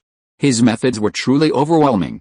First, he secretly planted spies like Hageko and Yugeo Yuzuki, then Kakashi and Might Guy, and now Kurenai. He had used countless schemes, both overt and covert. Or perhaps, Kurenai was a pawn, a tool to cover Kakashi, and even Might Guy was there to protect Kakashi. All of this was orchestrated by the Third Hokage. If one didn't know that Kakashi left the Anbu almost before the main story began, Anyone else would be bewildered by these methods. Did the Third Hokage not know about Kakashi's long and traumatic experience in the Anbu in the original story? How could that be? But it still took that long. Now, because Asuma, Might Guy, and other classmates went to plead for him, although Asuma's presence was partly to blame, the Third Hokage's agreement was a double-edged sword. One was that his son was pleading for him, and the other was that he cared about him. Then, Kakashi and Might Guy joining the police department was already suspicious, and now Kurenai appeared on the surface. What's this called? This is called confusing the issue. Kurenai's appearance disrupted the flow of information and covered up the real spy, Kakashi. As a result, people, according to their nature, would have a sudden realization. They misunderstood Kakashi. Kakashi was really dragged in by Might Guy to find an easy job to recuperate. And with this chain of events, Kurenai, Might Guy, and Kakashi, along with the Anbu spy, were all unaware of each other. It's safe to say that if any one side were exposed, it would create a false sense of security. The Third Hokage's methods were incredibly shrewd, truly worthy of being the longest-serving Hokage. I hope everyone can discuss with Jinli the approximate number of Jonin, high-ranking ninja, in the 5 national ninja villages, as this will definitely be discussed later. Therefore, everyone is welcome to join the discussion. I've created a separate chapter related to the work. Please take a look and feel free to offer any opinions. Chapter 71 for Konoha. I will sever all bonds. Under the moonlight, the office of the 7th precinct of the police department flickered with dim light. A ninja dressed in black stealthily approached, cautiously glancing around to make sure no one was watching, before slowly opening a drawer and retrieving a file from the bottom. Based on observations over the past few days, it seemed Uchiha Yoru was unusually tense upon receiving this file. Kakashi, dressed in black, also opened the file with a heavy expression. He had risked coming here because Uchiha Yoru had been unusually anxious since obtaining this information. He couldn't wait any longer, fearing he might lose the opportunity to acquire this intelligence. When the file was opened, it was a scroll, not the usual paper documents found in files. As the scroll opened, Kakashi narrowed his eyes, his lips lightly biting a small flashlight through his mask. The scroll contained personnel information for the 7th precinct of the police department, as well as various logistical details. While this information was valuable, it shouldn't have caused Uchiha Yoru such anxiety. Sealing technique. This is a sealing technique unique to the Uchiha clan. Kakashi lifted the mask covering his left eye, simultaneously forming a hand seal. The seal instantly released, revealing a crimson Sharingan with 3 tomo that was spinning rapidly. This Uchiha clan-specific sealing technique allows only the Sharingan to see the information. As the Sharingan opened, a completely different script appeared on the scroll within his vision. When the Sharingan saw the real information, Kakashi was utterly shocked. How could this be? However, at that moment, a cold light flashed, and Kakashi quickly dodged. A blade flashed in the darkness, and Kakashi hurriedly released his grip. Immediately afterward, a footstep came from the darkness, and he hastily blocked with his arms. After a dull thud from the impact of flesh, a small flashlight spun and fell from the air, its dim beam illuminating the scene inside the office for the 2 men. With a pair of 3 tomo Sharingan eyes spinning, Shisui stared intently at his opponent, a short sword gripping his hand. It was Uchiha Shisui, who stared in disbelief at the intruder before him. Kakashi Hatake, whose mask had been ripped off in their earlier attack, now possessed a 3 tomo Sharingan. The 2 met in the dimly lit office. Thump, gurgle, the scroll fell to the floor during their fight, rolling away and revealing its contents to both of them. Especially the 3 tomo Sharingan's ability to perceive and copy, in the blink of an eye, they had seen everything. Kakashi Hatake, Shisui's face was grim as he stared at him. Although he had suspected the man was an Anbu spy, the sight of him stealing information filled him with grief and anger. Why? Why didn't the Third Hokage trust the Uchiha? Why didn't he trust Lord Orochimaru? In Shisui's mind, the police department wasn't just the Uchiha, it was Orochimaru's power. Seeing Kakashi's exposed state, his expression turned terrifyingly grim. Just as he was about to flee, the window shattered suddenly, and a bolt of lightning flashed. Caught off guard, Kakashi let out a muffled groan as a straight sword crackling with lightning pierced his shoulder. The arc of electricity followed, paralyzing his body, rendering him unable to mobilize his chakra. Yoru! Brother Yoru! Shisui cried out in shock. But Yoru's face was grim as he stared intently at Kakashi beneath his blade, his voice hoarse. Kakashi, we're classmates, I believed you, why did you do this? Yoru stared at Kakashi with disbelief, as if betrayed. However, Kakashi, paralyzed and filled with guilt, lowered his head in silence, seemingly awaiting judgment. The Kusanagi sword was slowly drawn from his shoulder. Kakashi's face was ashen, and his body was still paralyzed. Uchiha Yoru, however, coldly turned his head and stared intently at Uchiha Shisui. Shisui, what are you doing in the office? The cold voice echoed in the office. Uchiha Shisui was speechless. He couldn't have suddenly come here and discovered Kakashi stealing information. He was here to investigate as well. Because, for the past 3 days, Uchiha Yoru had almost always locked himself in his office. Although he had hidden it well, he had noticed that his older brother was acting strangely and nervously. Tap-tap footsteps echoed in the dimly lit office. Uchiha Yoru slowly sheathed the Kusanagi sword and walked to the scrolls scattered on the floor. His Sharingan with 2 tomo stared intently at the scrolls, and then, to Kakashi and Shisui's astonishment, he slowly stepped on them. With a squeak, arcs of electricity crackled beneath his feet, and the scroll shattered, burned, and turned to ashes. Having done this, Uchiha Yoru turned and coldly stared at the 2 men, the atmosphere instantly becoming terrifyingly oppressive. Kakashi had been stealing information, and Uchiha Shisui was also trying to gather intelligence, but they had been caught red-handed. You've seen it, a hoarse, gloomy voice echoed in the office.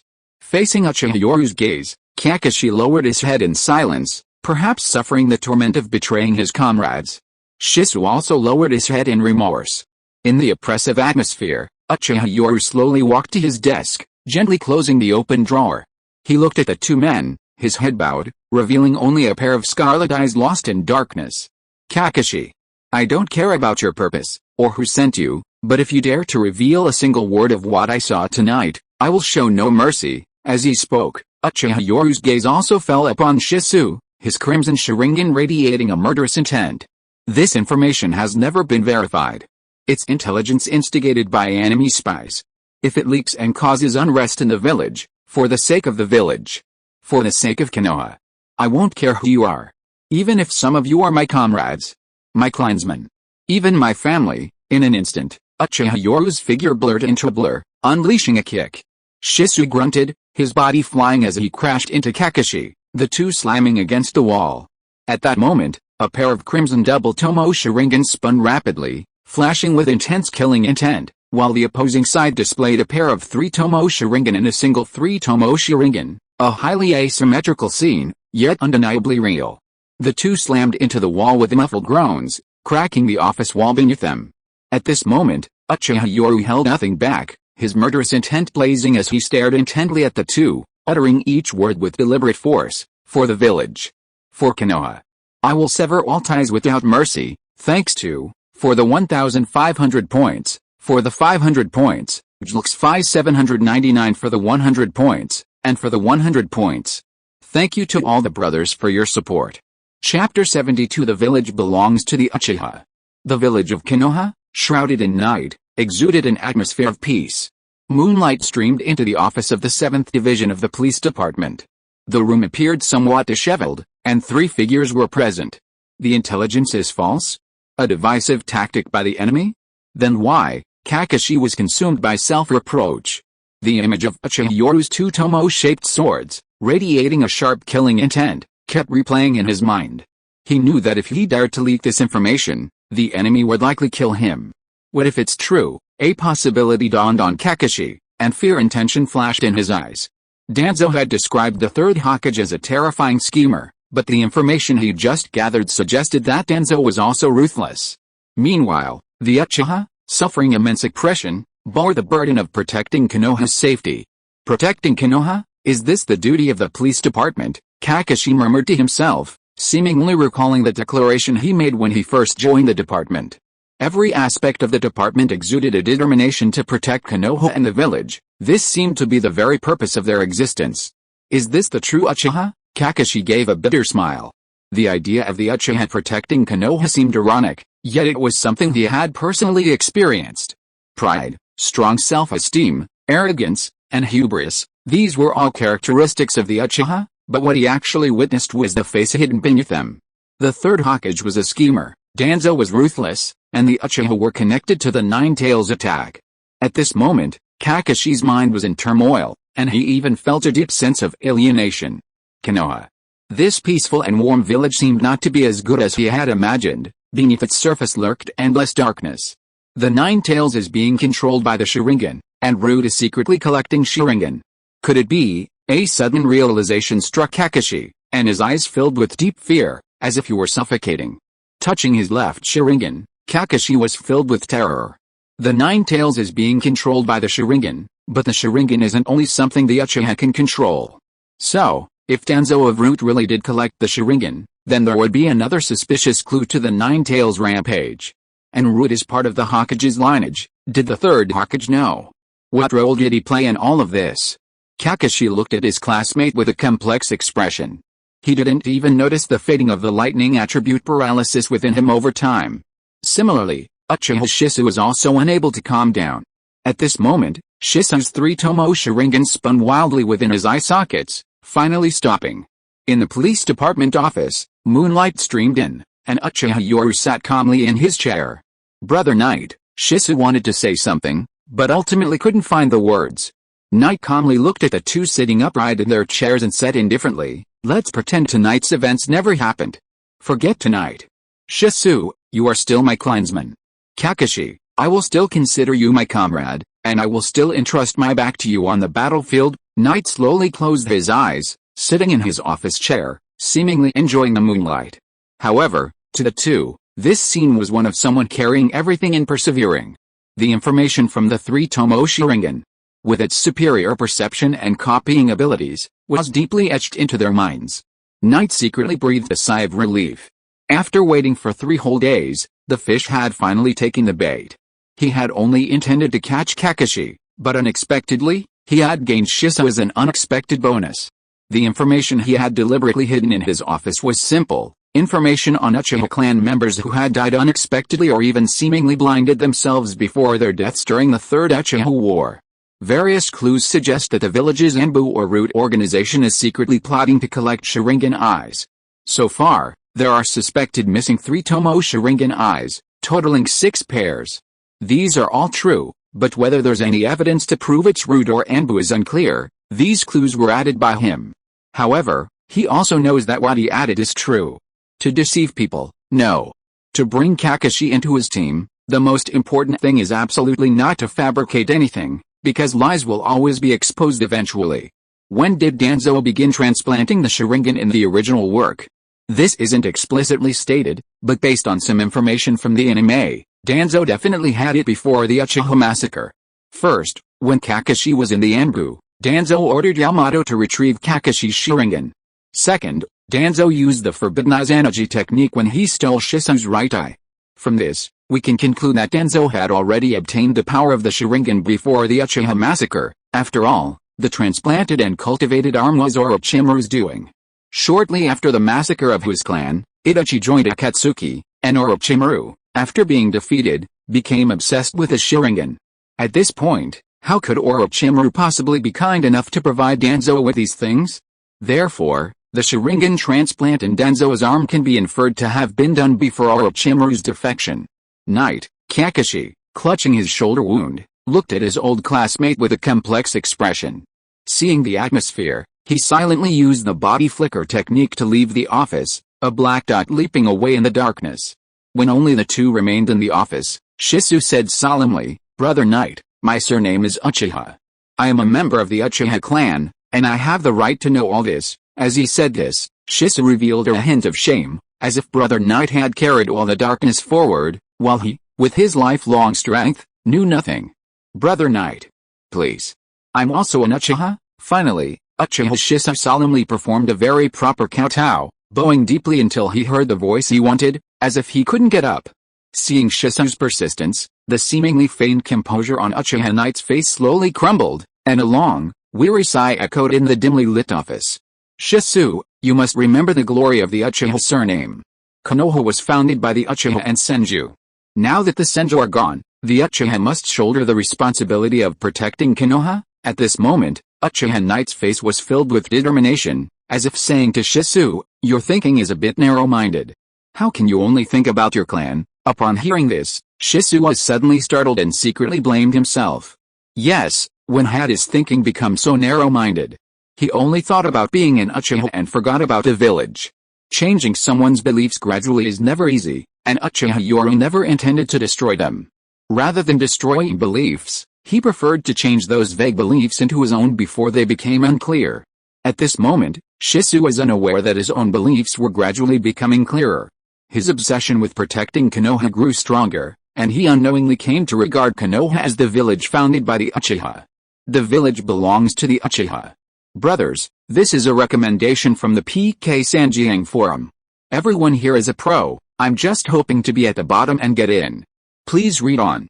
Brothers who are waiting for the book to finish, please work hard for 4 days and wait until Tuesday. Chapter 73 Opening the 3-tomo jade in front of Shisui. In the dimly lit room.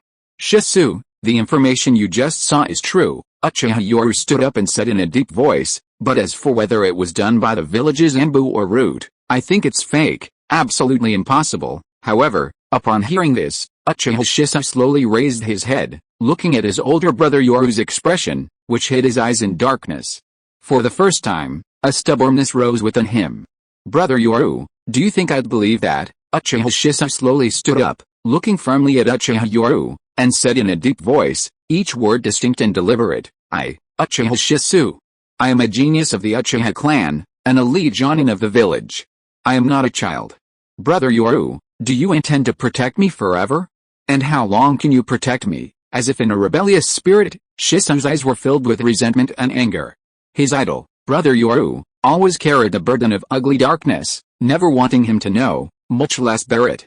Instead, he wanted him to become a genius envied by everyone in the clan. But you must know he's an elite jonin. In terms of ninja strength, he believed he could keep the secret and help his older brother. Brother Knight. You can't bear this alone. I want to help you. To help you bear this darkness together. Shisui's resolute expression resembled that of a younger brother wanting to help his older brother. He didn't want to possess immense strength but be unable to help him. Seeing Shisui's determined expression, Uchiha Knight's expression trembled slightly. Then, he lowered his head and said in a hoarse voice, Shisui, the village is secretly conducting human experiments not only on the First Hokage's cells, but also on the Sharingan of the Uchiha clan. In an instant, Shisui's expression turned to disbelief, his pupils instantly turning crimson, and the 3 black tomo flashed. At this moment, as Uchiha Knight spoke these words, he seemed to lose all strength, slumping wearily and listlessly against the chair, his eyes empty and lifeless as he began to mutter to himself. The Senju and Uchiha, who founded Konoha, are now precious materials in the village's human research lab. It's truly laughable. What's even more laughable is that this was an S-rank classified research mission assigned to Orochimaru-sensei by the village. When he said this, Shisui was genuinely incredulous. Konoha, founded by the Senju and Uchiha, had protected everyone, yet these people were turning against them? He wouldn't have believed it if anyone else had said this, but it was his older brother, Yoru. More importantly, Yoru was Orochimaru-sensei's disciple. And the first test subject after the success of this S-rank classified mission was Shimura Danzo. Danzo's right eye was tested with a Sharingan. It seems Orochimaru-sensei is secretly experimenting with using the First Hokage's cells to suppress the Sharingan. Has it been successful? At this point, Uchiha Yoru closed his eyes in apparent pain, as if to say he didn't know. No one wouldn't be angry when their clan's bloodline was being researched. Shimura Danzo. The First Hokage's cells suppressing the Sharingan? At this moment, Shisui was completely overturned by this news, as if it were a dream. Suddenly, Konoha, which had always been peaceful, had so many secrets. He felt like a fool. Brother Yoru. The village is researching the First Hokage's cells and the Sharingan. What are they trying to do? After the initial shock, Uchiha Shisui was filled with boundless rage, utterly outrageous. The Senju and Uchiha founded Konoha, protecting everyone. Why? Why is this happening? For Shisui, his greatest pride was that the Uchiha and Senju had founded the strongest ninja village, Konoha. But what were they doing now? Betrayal. Utter betrayal. An unprecedented feeling of betrayal surged into his heart. Shisui's eyes turned blood red, filled with murderous intent. At this moment, Uchiha Yoru slowly opened his Sharingan. The 2 tomo spun rapidly, evolving into the 3 tomo state in Shisui's eyes. At this moment, Uchiha Yoru's expression was sinister as he stared intently at Shisui, his voice hoarse and deliberate. Shisui, remember your surname is Uchiha, and the village was founded by the Uchiha. If this news gets out now, do you know what kind of turmoil it will cause? I'm telling you. The Uchiha will completely break with the Hokage lineage, even leading to a civil war. Konoha will be damaged, and this could even be the fuse for the Fourth Shinobi World War. How many casualties will the village suffer? The Third Shinobi World War has just ended. Do you want the village to be plunged into war again? With the last sentence, Uchiha Yoru stared directly into Shisui's eyes, speaking in a deep, deliberate voice. Shisui, the body flicker. I know you are powerful. But if you become a sinner, I will kill you with my own hands. His last words were spoken with unwavering force. He was now a man willing to sacrifice everything for the village's peace. Upon hearing that it would trigger a Fourth Shinobi World War, Shisui suddenly awoke to reality.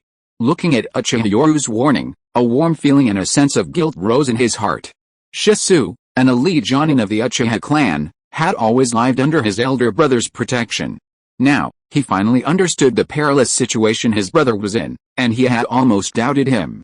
Brother Yoru, don't worry, Shisui now completely considered the village part of the Uchiha clan. Despite the betrayal, he absolutely did not want to see war break out. At this moment, Shisui finally understood everything. He knew that the information his brother Yoru had been desperately hiding was related to the fuse that would ignite the Fourth Shinobi World War. No wonder his brother had acted so strangely. Outside the office, a single eye in the darkness revealed shock. Then, Brother Yoru, what do you plan to do? Knowing everything, Shisui's expression turned serious. He wanted to know the next steps. He wanted to help his brother, not let him bear all the burden alone. Seeing Shisui's question, he glanced nonchalantly out the window. Sensing his residual chakra outside, he had spontaneously decided to put on this act for Shisui. Everything on stage was real, without any fabrication. Some information was simply deductions based on his knowledge of the plot. However, once Shisui and Kakashi continued their covert investigation outside the window, they would know that everything he said was true. As for not wanting to start a war for the sake of the village, in his heart, Konoha was founded by the Senju and Uchiha, and naturally belonged to them. Now that the Senju had passed away, it naturally belonged to the Uchiha. Therefore, everything was real. He had simply gone to great lengths for Shisui and Kakashi. Uchiha Yoru muttered to himself, for the sake of the village, the Uchiha, he was serious. Thank you too. Beautiful Uchiha and me stick together for the 500 coins. Book friend 20210813030347460 feed for the 500 coins, and Young Life for the 100 coins. Thank you to all the brothers for your support. Chapter 74 Let Ku Wufei fly for a while. Inside the police department office, when Shisui inquired about his plans, Uchiha Yoru's eyes gleamed with an undisguised ambition as he stared directly at Shisui. Shisui. When the Uchiha clan, with their immense contributions, helps Orochimaru ascend to the 5th Hokage, I will personally speak with him and have him secretly order the cessation of the First Hokage's wood-release cells and Sharingan research. If that fails to prevent the corrupt and decadent leadership of the Third Hokage's faction, then my target will be the 6th Hokage. At this moment, Uchiha Yoru seemed to be the most dazzling presence in the darkness. In the moonlight-lit office, Shisui's eyes shone with a strange light. The 6th Hokage. When Uchiha Yoru becomes the 6th Hokage, he can directly order the prohibition of these ugly research efforts, sealing Konoha's ugliness into the dustbin of history. At this moment, Uchiha Yoru appeared so great in Shisui's eyes that, without realizing it, Shisui shifted a portion of his spiritual hope from Orochimaru to Uchiha Yoru. Brother Yoru, rest assured, I will be your most steadfast tool. Shisui spoke solemnly and resolutely, as if he had found a guiding light in his life. Uchiha Yoru, however, smiled easily, and in Shisui's astonished gaze, uttered words that solidified his resolve. No. Shisui, you are not a tool. You are a comrade I can entrust my back to, companion. Bond. These seemed inescapable elements in this world, but for ninjas raised as tools from childhood, perhaps they were the most precious things. When Shisui heard these words, a genuine smile appeared on his face. But then, seeing the somewhat messy office, his expression suddenly hardened, instinctively putting himself in the shoes of his brother Yoru's right-hand man. Brother Knight, Kakashi just saw this intelligence report, should we take it? As Shisui said this, a murderous glint flashed in his eyes, as if to say, Brother Knight, if you agree, I'll do it myself. Hearing this, Knight looked weary, silently shaking his head and saying softly, Shisui, Kakashi is a member of the Hokage clan, and a descendant of Lord White Fang. He knows the seriousness of the matter and won't do it. Besides, Knight paused, then smiled nonchalantly, Kakashi is also a comrade, I acknowledge. Lord White Fang is a hero of Konoha, and Kakashi is a hero of the village. I believe in Kakashi. Hearing this, the figure outside the window felt a strange tremor in their heart, a warm current slowly rising within them. A hero? At this moment, the two pairs of three-tomo Sharingan in the police department office revealed resolute expressions, while the three-tomo Sharingan outside the window seemed to have made a firm decision. The scenery of Konoha under the moonlight exuded a captivating aura.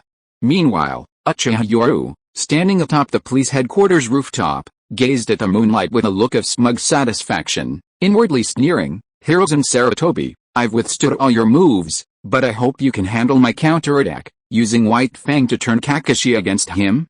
He'd rejected that idea from the start. How similar were Konoha's White Fang and Orochimaru? Both were decorated with countless battles, both were undisputed leaders, yet both suffered blows to their reputations. The results were similar, but their fates differed. White Fang, after suffering a blow to his reputation, chose seppuku. Orochimaru, similarly suffering a blow to his reputation, severed all ties in despair and chose to defect. His life was solely for immortality. Both experienced a dramatic fall in reputation, both suffered betrayal from their own beliefs. The village's Hokage faction's leadership stabilized current political interests, achieving the same result. Host, Uchiha Yoru, 3 Tomo, Chakra level, Jonin, 1.3 Kata, Chakra attributes, Fire, LV4, Lightning, LV5, Earth, LV3, Swordsmanship, Taijutsu, LV5, Medical Ninjutsu LV4. Looking at his attribute panel, Uchiha Yoru smiled, but with a hint of heartache. 3 Tomo cost 10 million. Fortunately, the stage he set up tonight was substantial enough. In front of Shisui and Kakashi, he had evolved to 3 Tomo solely through mental stimulation. He didn't care what others thought, he only needed Kakashi and Shisui to know. There was no other way. With Shisui added at the last minute, he could only decisively choose to add more drama.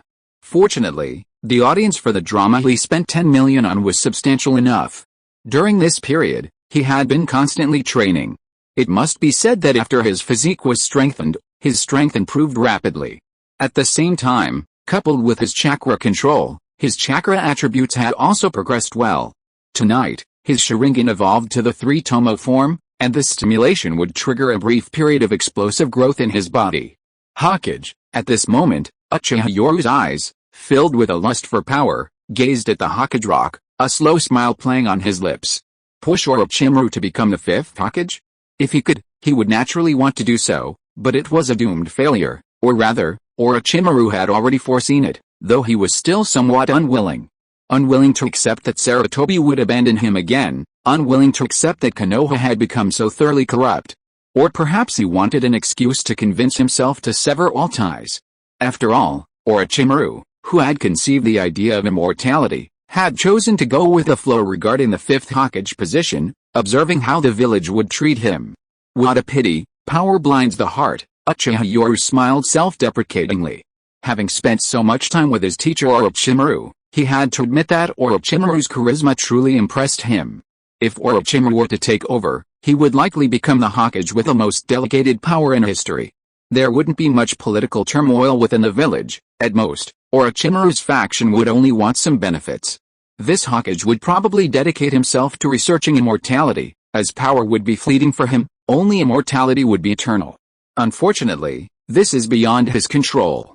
Political struggles are never about what you want or don't want. Countless forces converge into their respective interest groups, all driving everything from behind the scenes.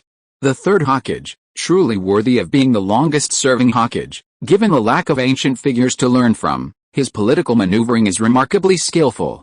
If he didn't know the plot, he would likely be powerless to retaliate in this situation. Uchiha Yoru gazed at the Hokage rock under the moonlight with a charming smile, slowly extending his hand as if grasping it in his grasp. I've made my move. I'm just waiting for the kunai to fly a little longer. I hope you can catch it, Hiruzen Sarutobi. Brothers, tomorrow is next week. Please support me on Monday and Tuesday. Also, is there any guy willing to be the operations manager for the book coin? Chapter 75 Kakashi's Wavering Heart. Konoha, Root. In the shadowy environment, Root, true to its name, had its base built deep underground. A vast pit was connected by bridges, crisscrossing like the roots of a tree.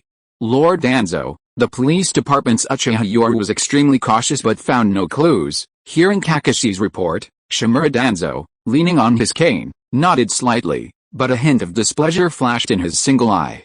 He said in a low voice, "Kakashi, since there's nothing wrong and no important information, you only need to maintain covert contact with Root. Don't let anyone discover you." Danzo was also somewhat dissatisfied. If Kakashi hadn't found anything, what was the point of him coming to Root? However, at this moment, Kakashi, kneeling on one knee, flashed a crimson light in his left Sharingan and said in a deep voice, "But the Third Hokage ordered me to secretly investigate Uchiha Tsuchiya, Uchiha Kotobuki, and Uchiha Kase." When Kakashi uttered these three names, a sinister look suddenly appeared in Shimura Danzo's pupils. He tightened his grip on his wooden staff, suppressing his nervousness, and said in a hoarse voice, "Why does the Third Hokage want to investigate these three?" Although Kakashi couldn't see Danzo's expression at this moment, he did see the other man's hand tightening on his staff when he heard these three names. At that moment, he seemed to have the answer in his heart. Kakashi, kneeling on one knee, respectfully reported in a deep voice, "The Third Hokage believes there are some issues with the deaths of these three. Although all three died in the line of duty, they all lost their Sharingan. While it seems they self-destructed before their sacrifice, many questions remain." Upon hearing Kakashi's report, Danzo Shimura's eyes immediately filled with raging fury. "Sarutobi, you still claim you haven't planted any spies in Root. Damn it, you're still the same despicable monkey. No wonder you discovered my wood-released ninjas en route, and you even managed to find clues about my secret theft of the Sharingan. No one would believe you didn't have your people en route." Danzo was filled with rage. He wanted nothing more than to go back and wipe out Root right now. Sarutobi had gone too far. But he restrained himself. "Kakashi, the Uchiha clan is an inherently evil clan, and the Sharingan is capable of controlling the Nine-Tails calamity. Therefore, I need you." At this moment, Shimura Danzo's face revealed a sinister expression, and he began to coax Kakashi in a hoarse voice. Normally, given the recent Nine-Tails rampage, Kakashi wouldn't necessarily be accused of being manipulated, but at least he wouldn't have any objections to Danzo. After all, the Sharingan in the Nine-Tails eye was real, and it was understandable that the higher-ups were wary of the Sharingan and wanted to investigate. Kakashi was politically aware of the necessary sacrifices. But now, with preconceived notions, Kakashi was filled with resentment, and even a terrifying thought arose in his mind. If Danzo and other Konoha officials had indeed stolen the Sharingan, wouldn't that prove that the Uchiha clan wasn't the only ones capable of controlling the Nine-Tails? "Kakashi, the Uchiha clan is evil. Therefore, I need you to keep a close eye on this evil clan." Under the incredibly persuasive influence of Shimura Danzo's hoarse voice, Kakashi, kneeling on one knee, seemed increasingly brainwashed. This scene made Danzo even more smug. "Sarutobi, you planted spies within my Root organization, then I'll plant spies around you too." Emerging from Root, Kakashi's heart was filled with complex emotions as he gazed towards the Hokage's office building. He seemed to want to know the truth, yet also fearful. Finally, he made up his mind, revealing a resolute gaze, and ran towards the Third Hokage's office. The Hokage's office. "Lord Hokage, that day, Elder Shimura Danzo of Root recently ordered me to secretly investigate the Uchiha clan's ninjas with a 3-tomo Sharingan." Kakashi then changed his story, recounting how Shimura Danzo had tricked him into joining Root and how he had convincingly ordered him to secretly investigate the movements of elite Uchiha ninjas with a 3-tomo Sharingan. Sure enough, upon hearing Kakashi's report, the Third Hokage, Hiruzen Sarutobi, unusually fell silent. The oppressive atmosphere in the office was filled only with the sound of the Third Hokage puffing on his pipe. The rich aroma of tobacco filled the room until the tobacco in his pipe burned out. The Third Hokage lowered his Hokage head and let out a soft sigh, a sigh filled with complex emotions. At the same time, the Third Hokage looked at Kakashi, a hint of relief in his eyes. Kakashi was even more outstanding and loyal than he had imagined. "Kakashi, do you know about the 2 great bloodline limits that could control tailed beasts in the early days of Konoha?" Kakashi, kneeling on one knee, paused for a moment, about to respond, when the Third Hokage, Hiruzen Sarutobi sighed habitually and began to speak with a melancholic tone, reminiscing. Konoha initially possessed the First Hokage's wood release and the Uchiha clan's Sharingan, both considered the two great bloodline limits for controlling tailed beasts. After the First Hokage's death, the village lost wood release. Later, under the pressure of war, the village was forced to take the risk of secretly conducting wood release experiments. The losses from this experiment were enormous, and the village subsequently sealed it off. It must be said that the Third Hokage's language was incredibly captivating, as if transporting the listener to that perilous, war-torn era, where the village was forced to do these things for the sake of peace. Listening to the secrets the Third Hokage recounted, Kakashi Hatake remained silent. His future as the Sixth Hokage might have been aided by luck, but it was undoubtedly inseparable from his political acumen. Kakashi possessed a certain political savvy, though he was still quite naive. However, Kakashi already understood that sacrifices were inevitable for peace, and he would even make such a decision if sacrificing a small portion could save the majority, like killing Rin. Kakashi had possessed this spirit of sacrifice since childhood. It was innate and unrelated to strength. The Third Hokage, seeing Kakashi's silence, was filled with satisfaction. He had originally intended to painstakingly guide Kakashi back on track, but Kakashi's understanding of the will of fire was so profound that he didn't need to exert himself. Kakashi, perhaps the wood release experiment failed, and then the Nine Tails disaster occurred. Danzo wanted to take a risk to obtain the Sharingan, all for Konoha. At this moment, the Third Hokage was filled with a spirit of dedication, but also with anger. Danzo. Good heavens. They're secretly conducting Sharingan research behind his back. Don't they know how serious the consequences would be if this got out? However, Kakashi's resolve wavered, perhaps shattered by the darkness in Konoha's heart. The Third Hokage didn't outright object, but spoke with a tone that suggested sacrifice was necessary for Konoha. If that was the case, it seemed likely that the Third Hokage and Danzo were indeed secretly researching the Sharingan, and perhaps both knew about it. Otherwise, the Third Hokage wouldn't have said that. He could understand researching wood release, given Danzo's passing, but the Sharingan? No bloodline clan in the entire ninja world would allow others to research their bloodline. Thanks to Ming Xiao for the 100-point reward, Outgreen Skin Idol for the 100-point reward, Yusha Wu for the 100-point reward, and Huan Yuan Sage for the 100-coin reward. Thank you to all the brothers for your support. End of this chapter. Thank you so much for reading until the end. Don't forget to give it a like. Looking for more exclusive content and immediate access? Subscribe to our Patreon. Remember, every like, subscription or donation encourages us to continue. Thank you all. See you in the next video.